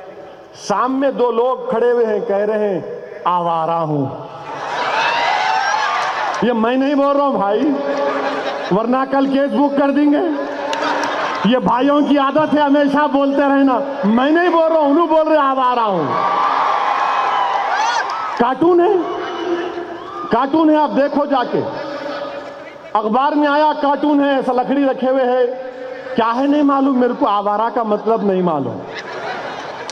انصاری صاحب پاشا قادری جانتے ہوں گے، کیونکہ دونوں بھی جو ہے بڑے بڑے شخصیتوں کے ساتھ بہت قریب رہے، ایک عاقل صاحب کے ساتھ، ایک سالار کے ساتھ۔ کیا پرائم منسٹر صاحب آپ روس کو چلے گئے؟ آپ ہندوستان کو آئے تو بڑی خوشی ہوتی ہم کو، ہمارا پرائم منسٹر آیا، روس کو چلے گئے۔ اور پھر یہ تنازع چل رہا ہے، بمبئی میں کسی تھیٹر میں مسلم فیملی چلے گئی، پکچر دیکھنے گئے، کئی کو دیکھتے نہیں معلوم، بس دیکھنے گئے، اب کیا کرتے گئے، اب کیا کریں گے، ہیرو اتنے بہترین ہیرو ہے ہمارے پاس، ان کو تقریر کرو بولا تو پیچھے بیٹھے ہوئے ہیں انہوں۔ خیر وہاں گئے، بیٹھیے، پھر آپ اٹھ گئے، فرسٹ کلاس میں بیٹھ کے سے کامہ نہیں کرنا، بیٹھو۔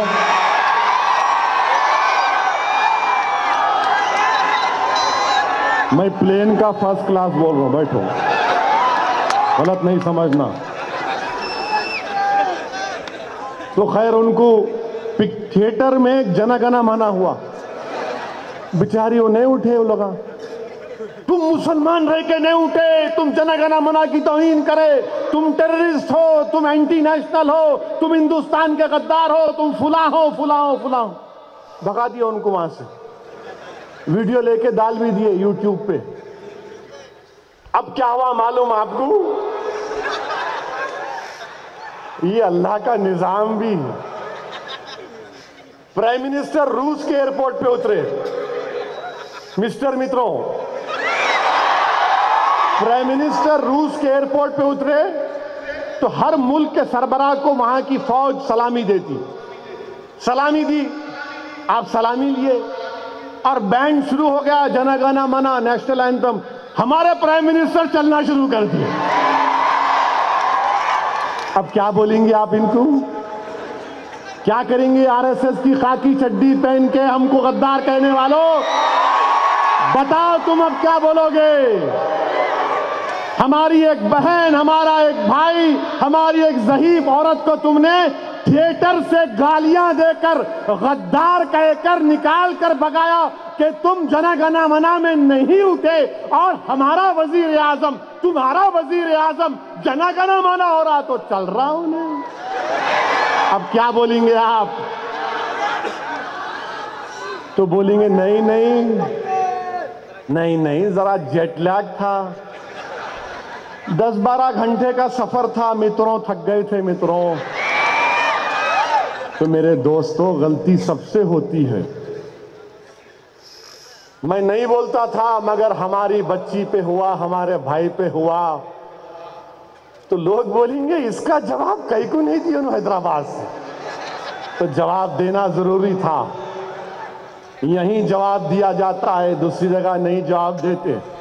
دوسری جگہ سیکولرزم کا اسٹیمپ لگا ہوا ہے، مصلحت کا، بزدلی کا، دنیا داری کا، ریاکاری کا، جھوٹ کا، مکاری کا، فریب کا اسٹیمپ لگا ہوا ہے۔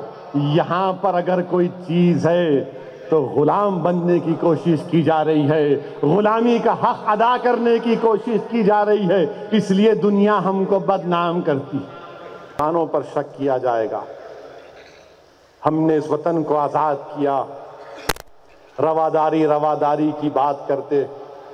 میرے عزیز دوستوں اور بزرگوں، اب ایک نئی بات شروع ہوئی۔ بابری مسجد کی جگہ انہوں پتھراں لا رہے کہتے، پلراں لے کے آ رہے۔ ہم اتنے پلراں لائے کیا کریں گے لا کے؟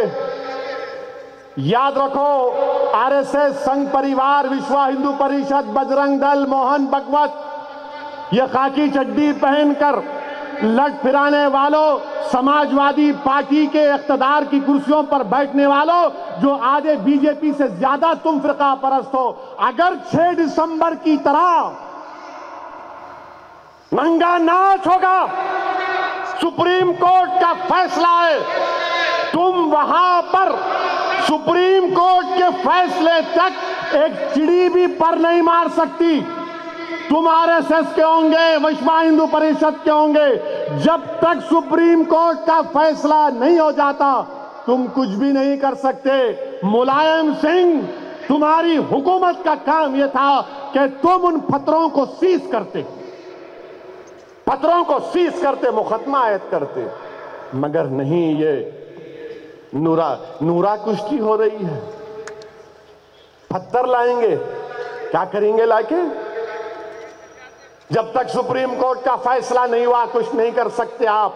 نہیں، موہن بھگوت بولے میری زندگی میں بنائیں گے، کیوں؟ آپ کی زندگی سپریم کورٹ کی عظمت سے بڑھ کر ہے، آپ کی زندگی کہ ہماری مسجد سے بڑھ کر ہے۔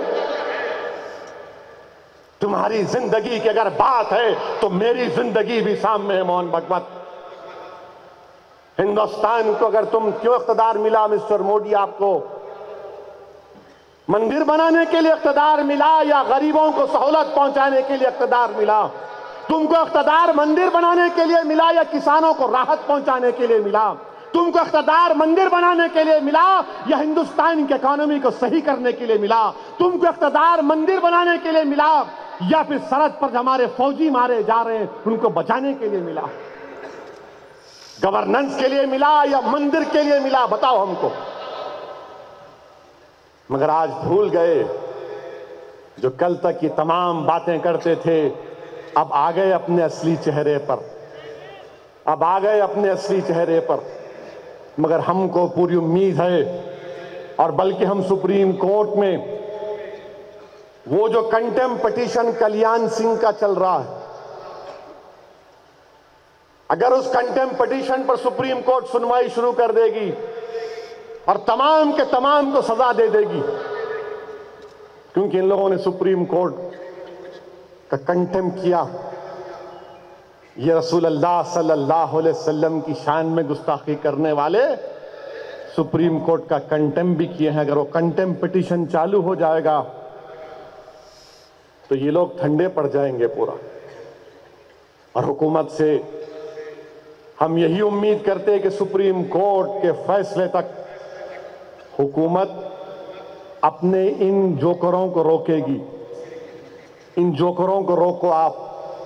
اقتدار آپ کو ملا تو اس کے لیے نہیں ملا، مگر اچھا ہے ہندوستان کی عوام جان رہی ہے کہ اقتدار جیسے ہی ملا تو نادیدے کو ملیدہ ملا، ہم بولتے نا، ان کو کچھ سمجھ میں نہیں آ رہا، بس وہاں پر پتھر لا رہے، وہ بنائیں گے، کیسا بنائیں گے آپ؟ اور پھر اس کے ساتھ کہ دہشت گردی کی بات کرتی، آئیسیس آئیسیس آئیسیس آئیسیس، ارے کیا کرنا ہے ہمارے کو داعش سے؟ پورے مکتب فکر کے علماء اکرام نے کہا یہ ہم اس کو جانتے نہیں ہیں، یعنی اسلامی کیسے تعلق ہی نہیں، آپ کیا، ارے کیا کریں گے؟ تم ہوتے کون میری وفاداریوں پر شک کرنے والے؟ اگر میں آئیسس سے جا کے مقابلہ کروں گا تو وفادار ہوں، میں نہیں کروں گا مقابلہ، میں وفادار ہوں اس ملک کا۔ میں تمہارے پیمانے پر نہیں اتروں گا، میں اپنے پیمانے پر اپنے اصول پر زندگی گزاروں گا، کیونکہ ہندوستان کا دستور مجھے اس بات کی اجازت دیتا ہے۔ ہم نے صاف طور پر کہہ دیا کہ آئیسس سے کوئی تعلق نہیں ہمارا۔ وہ کون ہے بغدادی ہمارے کیا کرنے کا چچورا؟ وہ اپنے آپ کو خلیفہ بولتا ہوں نے، ایک لفظ نہیں بولا اب تک مسجد اقصیٰ کے بارے میں، ایک لفظ نہیں بولتا۔ اور آپ کو معلوم کہ 1.5 لاکھ مسلمانوں کا قتل کرنے والا یہ آئیسس داعش، اور جو پھر سے میں اس بات کو دہرا رہا ہوں، نوجوانوں اگر تم کو آئیسس کے ویڈیو دیکھ کر تمہارے جذبات، تمہارا خون کھولتا ہے نا، تو ایک تھوڑی دیر کے لیے میری بات کو سنو۔ آؤ نا، دارالسلام کو آؤ، مجلس کے لیے کام کرو، ہم بھی اللہ کی راہ میں جدوجہد کر رہے ہیں۔ آؤ اپنے جذبات کو، اپنی قابلیت کو، اپنی نیکیوں کو، اپنے تقوی کو، ہندوستان کو فرقہ پرستی سے بچانے کے لیے استعمال کرو۔ جان دینا آسان ہے، جان بچانا مشکل ہے، یاد رکھو۔ جان دینا بہت آسان ہے، جان بچانا مشکل ہے۔ گھر کو جلا دینا آسان ہے، گھر بنانا مشکل ہے۔ یاد رکھو نوجوانوں، میں تم سے کہہ رہا ہوں، تم سے بھیک مانگ رہا ہوں، میں تمہارے جذبات کی قدر کرتا ہوں، میں تمہارے اسلامی جذبات کی قدر کرتا ہوں، مگر اس کو صحیح راستے پر لاؤ۔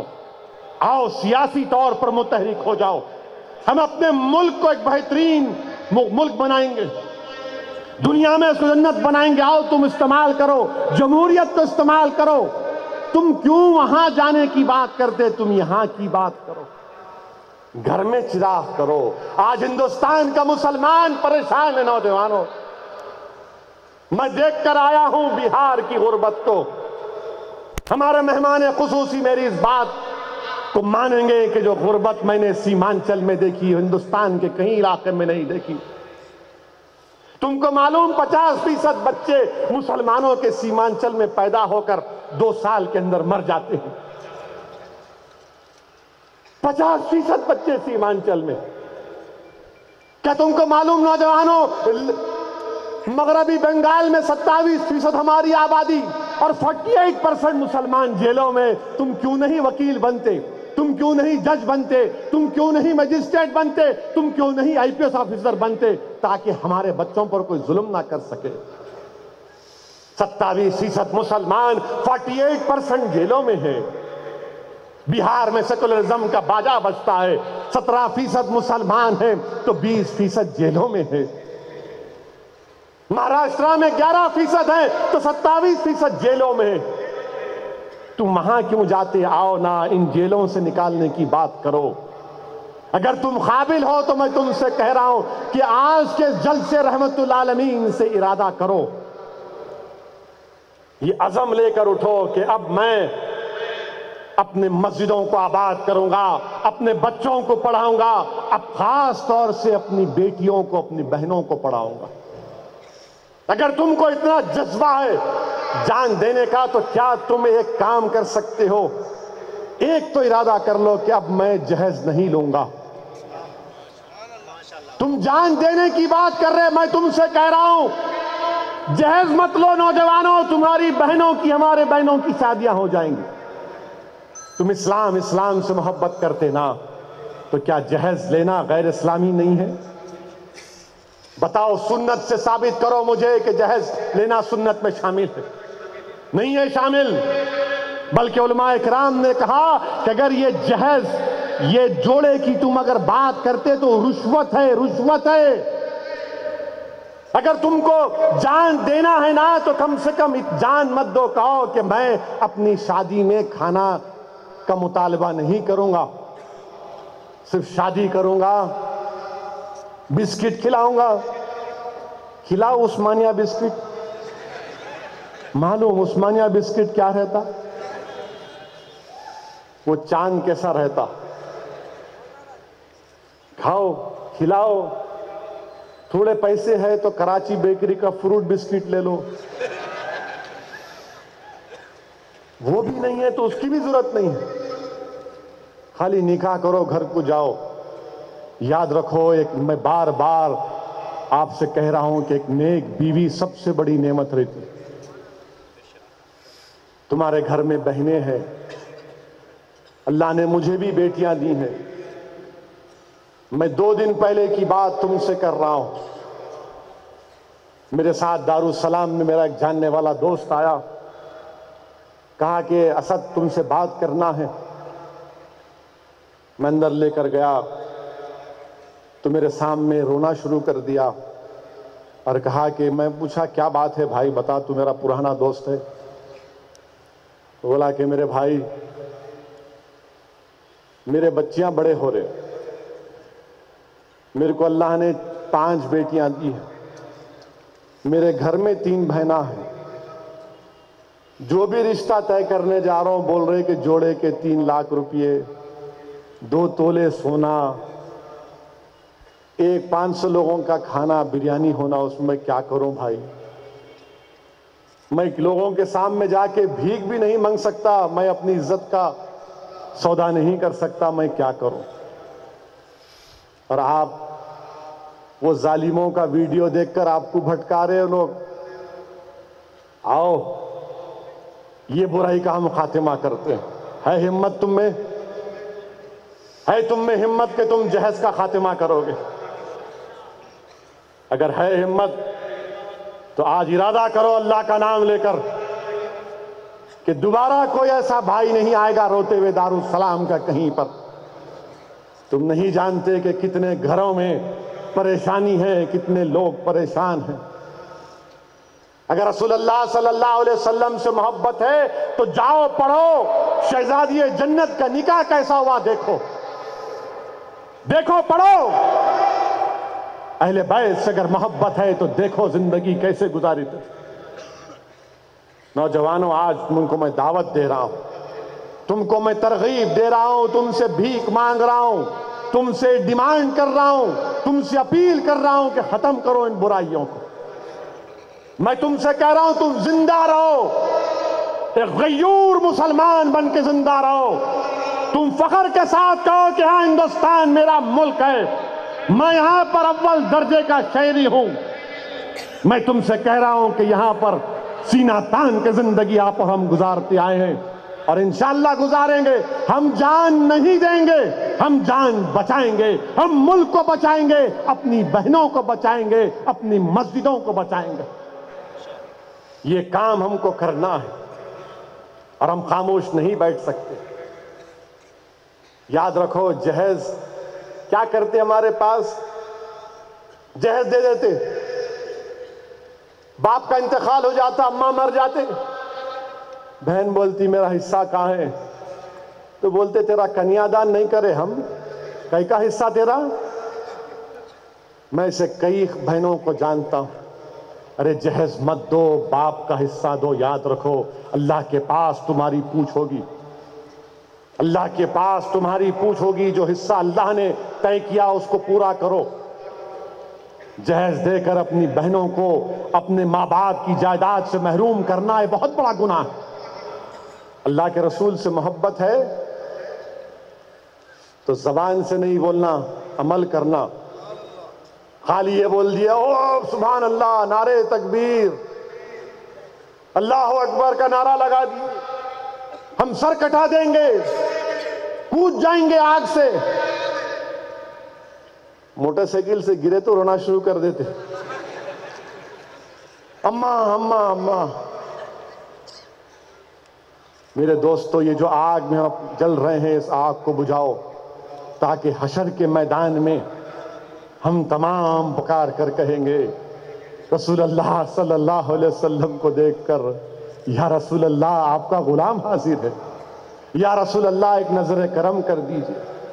اور پھر میرے عزیز دوستو, ہمارے ڈی جی پی صاحب انوراگ شرما, گجرات میں ڈی جی پی کی کانفرنس ہوئی تو وہاں پر جا کر بولے, اچھی بات بولے, بڑی بات ہے موڈی کے سامنے, متروں کے سامنے بولنا. انہوں بولے کہ مسلمانوں میں جو ریڈیکلائزیشن ہوتا ہے وہ جھوٹے گرفتاریوں کی وجہ سے ہوتا ہے اور مسلم علاقوں میں ترقیاتی کام نہیں کروانے سے ہوتا ہے. ہم مانتے اس بات, مگر ہم انوراگ شرما صاحب سے پوچھنا چاہتے, مشیر آباد جیل میں, مشیر آباد نہیں بلکہ چرلا پرلی جیل میں, چنچل گڑا جیل میں, ورنگل جیل میں جو بچے آئی ایس آئی کے کیسوں میں ڈال کر رکھے, کیا آپ 6 مہینے میں کیسا ختم کرانے والے ہیں؟ اگر آپ موڈی کے سامنے بات کر سکتے ہیں تو سعودی اویسی آپ سے کہہ رہا ہے کہ آپ وہ کیسز ختم کراؤ ہمارے بچوں پہ.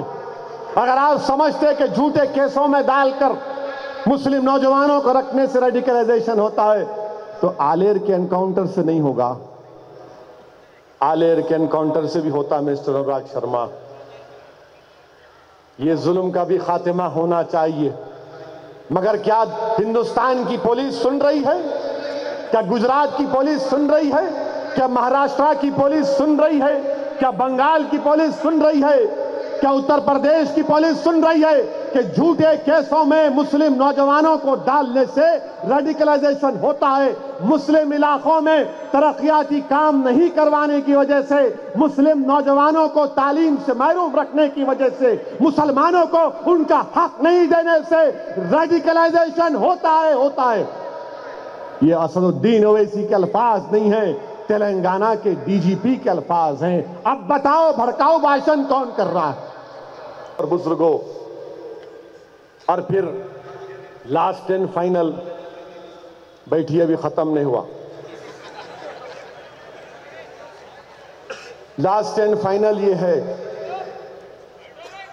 ہاں میں بول دیا نا, آپ پہ کیوں بول رہے, بیٹھو. جنوری 20 تاریخ سے پہلے, ادب کو ملوث رکھیے, جنوری 20 تاریخ سے پہلے انشاءاللہ حیدرآباد کے بلدیہ الیکشن ہوں گے. کانگریس پارٹی 120 سال پرانی پارٹی, ان کے صدر نے کہا تلنگانہ کے کہ مجلس کو ہم نے بہت چھوٹ دے دی.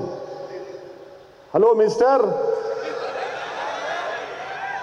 چھوٹ دی ہے, تمہارے ہاتھ سے اقتدار چلے گیا تو میری وجہ سے، آندھرا میں تمہارا نام و نشان مٹ گیا تو میری وجہ سے، تمہارے پیروں سے زمین چلے گئی تو میری وجہ سے، تم چھوٹ دیے، میں تمہارا کوئی غلام ہوں؟ تم بھول گئے کہ یہی دارالسلام کی سرزمین تھی جس میں اندرا گاندھی کو آنا پڑا۔ یاد رکھو، غرور تکبر بند کرو۔ اور پھر بول رہے ہم مجلس کو ہرائیں گے، اچھی بات ہے، جمہوری حق ہے آپ کا، جو چاہے بولو آپ، کون روکتا آپ کو؟ کیسا ہرائیں گے آپ مجلس کو؟ جو لوگ اکبر الدین اویسی کے جسم میں 3 گولیاں مارے، 50 چاقو مارے، ان کے ظالموں کے گھر کو جا کر آپ بول رہے کہ مجلس کو ہرائیں گے؟ تم کیا حیدرآباد کو گنڈوں کے حوالے کرو گے؟ تم کیا حیدرآباد کو قاتلوں کے حوالے کرو گے؟ ارے کانگریس پارٹی، شرم آنی چاہیے تم کو کہ تم کو جانتے ہو کہ تمہاری پارٹی کے 2 وزیر اعظم تشدد کی وجہ سے مارے گئے، محترمہ اندرا گاندھی اور راجیو گاندھی، اور تم قاتلوں کی تائید کر رہے۔ انہوں حیدرآباد بچانے نکلے۔ انہوں آؤ، بنگلور میں بہت کرے تھے نا، بنگلور میں بلدیہ کا الیکشن ہوا، ایک جلسہ کرنے نہیں دیے۔ نہیں یہ بھایا نہیں کرنا، پد یاترا کریں گے نہیں کرنا۔ ہوٹل میں تھے، ہوٹل سے نکال دیا ہم کو۔ میں بولا بھائی 15 اگست کو جھنڈا، ترنگا، جن گن من، بولے وہ بھی نہیں۔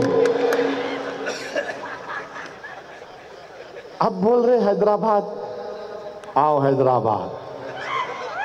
بہار میں الیکشن ہوا تو نتیش کمار بولے بہاری کو ووٹ دو، بہاری کو ووٹ مت دو۔ اچھا، انہوں بولے تو صحیح۔ اب اسد الدین اویسی بول رہا حیدرآباد حیدرآبادیوں کا، اور میرے سے بڑھ کے کوئی حیدرآبادی نہیں ہے، تو ووٹ کس کو دیں گے؟ حیدرآبادی کو دیں گے، باہری کو دیں گے؟ کس کو دیں گے آپ ووٹ؟ تو باہری کو نہیں، حیدرآبادی کو دینا۔ ٹھہرو بیٹھو، حیدرآباد کا ان سے کیا تعلق؟ انہوں کہاں حیدرآباد؟ ہم حیدرآباد کے ہیں، یہاں پر ہماری تاریخ ہے۔ مکہ مسجد کے بلند مینار، 4 مینار کے بلند مینار، یہ اولیاء اللہ کے آستانے، یہ جامع نظامیہ کے وہ قربانیاں، یہ ہمارے دینی مدرسوں کے کارنامے جو توحید کی شمع کو زندہ رکھے ہوئے ہیں۔ حیدرآباد میرا ہے، شہر ہمارا، یہ کام ہم کو کرنا ہے اب۔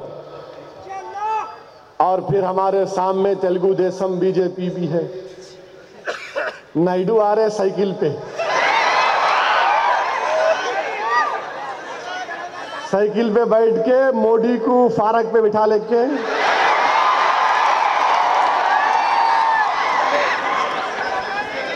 اور موڈی بول رہے ٹھہرو نائیڈو صاحب ایک سیلفی لے لیں گے۔ کیا بات ہے، کیا بات ہے، مسٹر نائیڈو اینڈ مسٹر موڈی نے سیلفی۔ بول رہے متروں دے دو ہم کو ووٹ،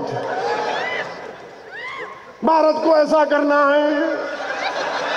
کسان خودکشی کر رہے، روس میں بیٹھے ہوئے، حیدرآباد کو آئیں گے۔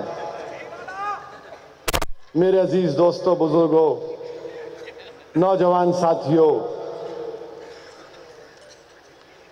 ہم کو بتا رہے، ہم کو بول رہے مجلس بہت آگے بڑھ گئی۔ انشاءاللہ تعالی ہم زندہ نہیں رہیں گے، یاد رکھو میری اس بات کو۔ میں نہیں رہوں گا، اکبر نہیں رہیں گے، بلالہ نہیں رہیں گے، پاشا قادری نہیں رہیں گے، ممتاز خان نہیں رہیں گے، سب ایک نہ ایک دن اس زمین کی غذا بنیں گے۔ مگر ہم جو کام کر رہے ہیں، اگر خدا نہ خواستہ ہماری زندگیوں میں فائدہ نہیں ہوا قوم اور ملت کو، تو آنے والی نسل تو ضرور فائدہ اٹھائے گی انشاءاللہ تعالی۔ اگر ہندوستان کی پارلیمنٹ میں مسلمان اور دلت کے صرف ان کے ووٹوں سے 35 سے 40 MP جیت کر آ جائیں گے تو ہندوستان کی سیاست کا رخ بدل جائے گا۔ آج ہندوستان کو ضرورت ہے دلت اور مسلمانوں کے اتحاد کی، اور جب تک ہم زندہ رہیں گے ہم اس بات کو پھیلائیں گے، ہم اپنی جماعت کو مضبوط کریں گے انشاءاللہ تعالی۔ میں آج بہار میں کامیاب نہیں ہوا، کل ہوں گا انشاءاللہ تعالی۔ آج سیمانچل میں ہم نے آواز دی، کل اللہ ہم کو کامیاب کرے گا، 2020 میں دیکھ لیں گے۔ بنگلور میں نہیں ہوا تو اسمبلی الیکشن میں ہوں گے، اسمبلی الیکشن میں دیکھیں گے روشن، کتنا روشن رہیں گے تم دیکھیں گے انشاءاللہ تعالی، ہم بتائیں گے انشاءاللہ تعالی۔ یہ جمہوریت ہے اور جمہوریت میں لڑنا ہم کو آ گیا۔ جو جماعت کے اراکین جن کی تربیت سالار ملت کے پیروں کے پاس بیٹھ کر ہوئی، انشاءاللہ تعالی وہ شاگرد اپنے استاد کو کبھی مایوس نہیں کرے گا انشاءاللہ تعالی۔ ہم اپنی جماعت کو پھیلائیں گے، آواز کو پہنچائیں گے ان ریاست کے اسمبلیوں تک، مجلس اتحاد المسلمین کے پرچم کو بلند کریں گے، دلت اور مسلمان کو متحد کریں گے اور لڑیں گے انشاءاللہ تعالی۔ اور میرے عزیز دوستوں اور بزرگوں، اپنے اتحاد کو مضبوط رکھیے۔ اب الیکشن آئیں گا، 150 سیٹاں ہیں، 70 کے قریب 75 لڑیں گے شاید، بہت سے دعوے دار ہیں، میں سلام کرتا ہوں، ان کی خدمات ہے، محنت ہے، مگر بہت سے پیچھے کے رستے سے بھی تیار ہو رہے، اب ہم آئیں گے، وہ کریں گے، ایسا کریں گے۔ میں ان سے کہوں گا کہ مت کرو، غداری مت کرو، ہوشیاری مت کرو، پیسے خراب مت کرو، خاموش بیٹھو۔ اچھا ہے، تمہاری بہتری اس میں ہے، لڑنا ہے لڑو، پیسے خراب آپ کے ہوں گے، وقت خراب ہوگا، کیونکہ یہ جو عوام کا موڈ میں دیکھ رہا ہوں نا، وہ عوام کا موڈ خالی مجلس مجلس مجلس مجلس مجلس بول رہا ہے۔ وہ عوام کے موڈ میں، ذہن میں، عوام کی فکر میں الحمدللہ اللہ سبحانہ و تعالیٰ نے مجلس اتحاد المسلمین کی محبت کو ڈال دیا، اور آپ دیکھ رہے ہیں کہ ہم نے ترقیاتی کام کروا رہے ہیں، کروڑ روپے کے کام کروائے گئے، ہر جگہ کام ہو رہے ہیں الحمدللہ۔ ہم تو چیف منسٹر سے اس بات کا مطالبہ کر رہے ہیں، مسٹر چندر شیکھر راؤ، حیدرآباد میں غریب مسلمان دلت بیکورڈ کلاس کو گھر کی ضرورت ہے، کم سے کم آپ چندرائن گٹا اسمبلی حلقے میں 150 ایکڑ گورنمنٹ کی زمین ہے، آپ وہاں پر ہزاروں فلیٹس بنا کر غریبوں کو دے سکتے۔ ہم حکومت سے لڑ رہے ہیں کہ غریبوں کو گھر بنا کر دیا جائے، اور لوگ آ رہے ہیں، ہم کوشش بھی کر رہے ہیں۔ اور دوسری بات، یہ بلڈنگ ریگولائزیشن کے معاملے میں ہم حکومت کو بول رہے ہیں 100 گز کے کئی کو پیسے لے رہے ہیں آپ، چھوڑو 100 گز کو، فری میں کر دو ریگولائزیشن ان کو۔ یہ جو پانی کا بل ہے اس کو معاف کر دو آپ، کتنا ہوگا؟ 40-50 کروڑ روپے۔ یہ 4 آنے کے بندر کے لیے 12 آنے کی رسی کیوں کر رہے آپ؟ لائٹ کا بقایا جات ہے، معاف کر دو آپ، ایک مرتبہ لائٹ پانی کا معاف کر دو، غریبوں سے بہت بڑا بوجھ ٹل جائے گا۔ یہ مجلس اتحاد المسلمین کام کر رہی، 5 روپے میں کھانا ہم دے رہے ہیں، یہ مجلس کی اسکیم تھی۔ فلائی اوور ہم بنائے، مجلس کی اسکیم تھی۔ اب کیا بولیں گے؟ تو کانگریس بولے گی، T D P B J P مل کے مقابلہ کریں گے۔ اب خبر آ رہی ہے کہ سائیکل کے اوپر نائیڈو بیٹھیں گے، فارق پہ مودی بیٹھیں گے، اور یہ پیچھے سٹینڈ پہ کانگریس کے لوگ بیٹھیں گے، تینوں مل کے آ رہے ہیں مقابلہ کرنے کے لیے مجلس اتحاد المسلمین سے۔ اچھا ہے، 3 ہی آ رہے، اور تھوڑے آ سکتے کیا؟ آؤ ایک 4-5 کر کے ایک مرد سے مقابلہ کرو، خالی 3 کئی کو آ رہے بھائی، اور 1 2 3 کو جمع کرو، آؤ مقابلہ کرو، ہم بتائیں گے۔ یہ پورے کے پورے ایک ہو رہے ہیں تیلگو دیسم، بی جے پی، کانگریس، کہ مجلس کو روکا جائے۔ دلی میں موڈی کو فکر مجلس کی، نائیڈو کو فکر، یہاں کانگریس کو فکر، اور پھر بات کرتے رواداری کی، ٹالرنس کی۔ کیا دیا اپنے ملک کو؟ بات کرے کی بولتے وہ تقریر تمہارے بھائی کی تقریر، تمہارے بھائی کی تقریر۔ اچھا اب میں بولوں گا تمہارے کو، 84 کے رائٹس میں جب 10,000 سکھوں کو مارا گیا، کس نے کہا تھا جب جھاڑ زمین پر گرتا ہے تو دھرتی ہلتی ہے؟ اب بولنا شروع کروں گا میں۔ اب تم سمجھ رہے ہم نہیں بول سکتے؟ دوسرے تو بول ہی نہیں سکتے۔ بی جے پی والے بولتے وہ 15 منٹ 15 منٹ 15 منٹ 15 منٹ کی بات کرنے والوں، احمد آباد میں موڈی نے کیا کہا تھا؟ ہم یہ ریفیوجی کیمپ اس لیے چلائیں کہ یہاں پر بچوں کا پروڈکشن سینٹر ہو جائے، ہم دو ہمارے 25۔ یہ نہیں بولے تھے، اب یہ بھی بولیں گے۔ گھر واپسی بولیں گے، حرامزادے رامزادے بولیں گے، ہماری زندگی میں مندر بنا دو یہ بولیں گے تم، سب بولیں گے۔ ہم نہیں بولنا کہتے، آپ بولیں گے تو دولے بھائی، ہم بولیں گے تو گناہ گار۔ ہر چیز آپ بولتے جائیں گے۔ گوشت کھانا ہے تو پاکستان جاؤ، وہ تریپورہ کا گورنر بول رہا، اگر تم کو گوشت کھانا ہے تو سور کا گوشت بھی سامنے لا کے رکھیں گے۔ اب سب بات بولنا پڑے گا۔ بہرحال عزیز دوستو، بولنا بھی ہے اور کام کرنا بھی ہے۔ مجلس صرف بولتی نہیں ہے، کام بھی کرتی ہے۔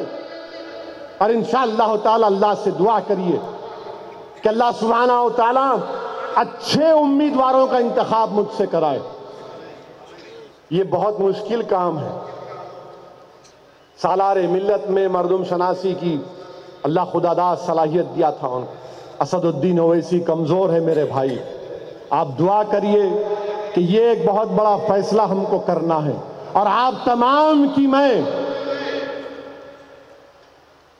اجازت اور رضامندی چاہتا ہوں کہ آپ تمام سے اپیل کر رہا ہوں کہ جماعت کو کامیاب کرنا ہے۔ اسد اکبر کو، بلالہ کو، ممتاز خان کو نہیں کرنا ہے، جماعت کو آپ کو کامیاب کرنا ہے۔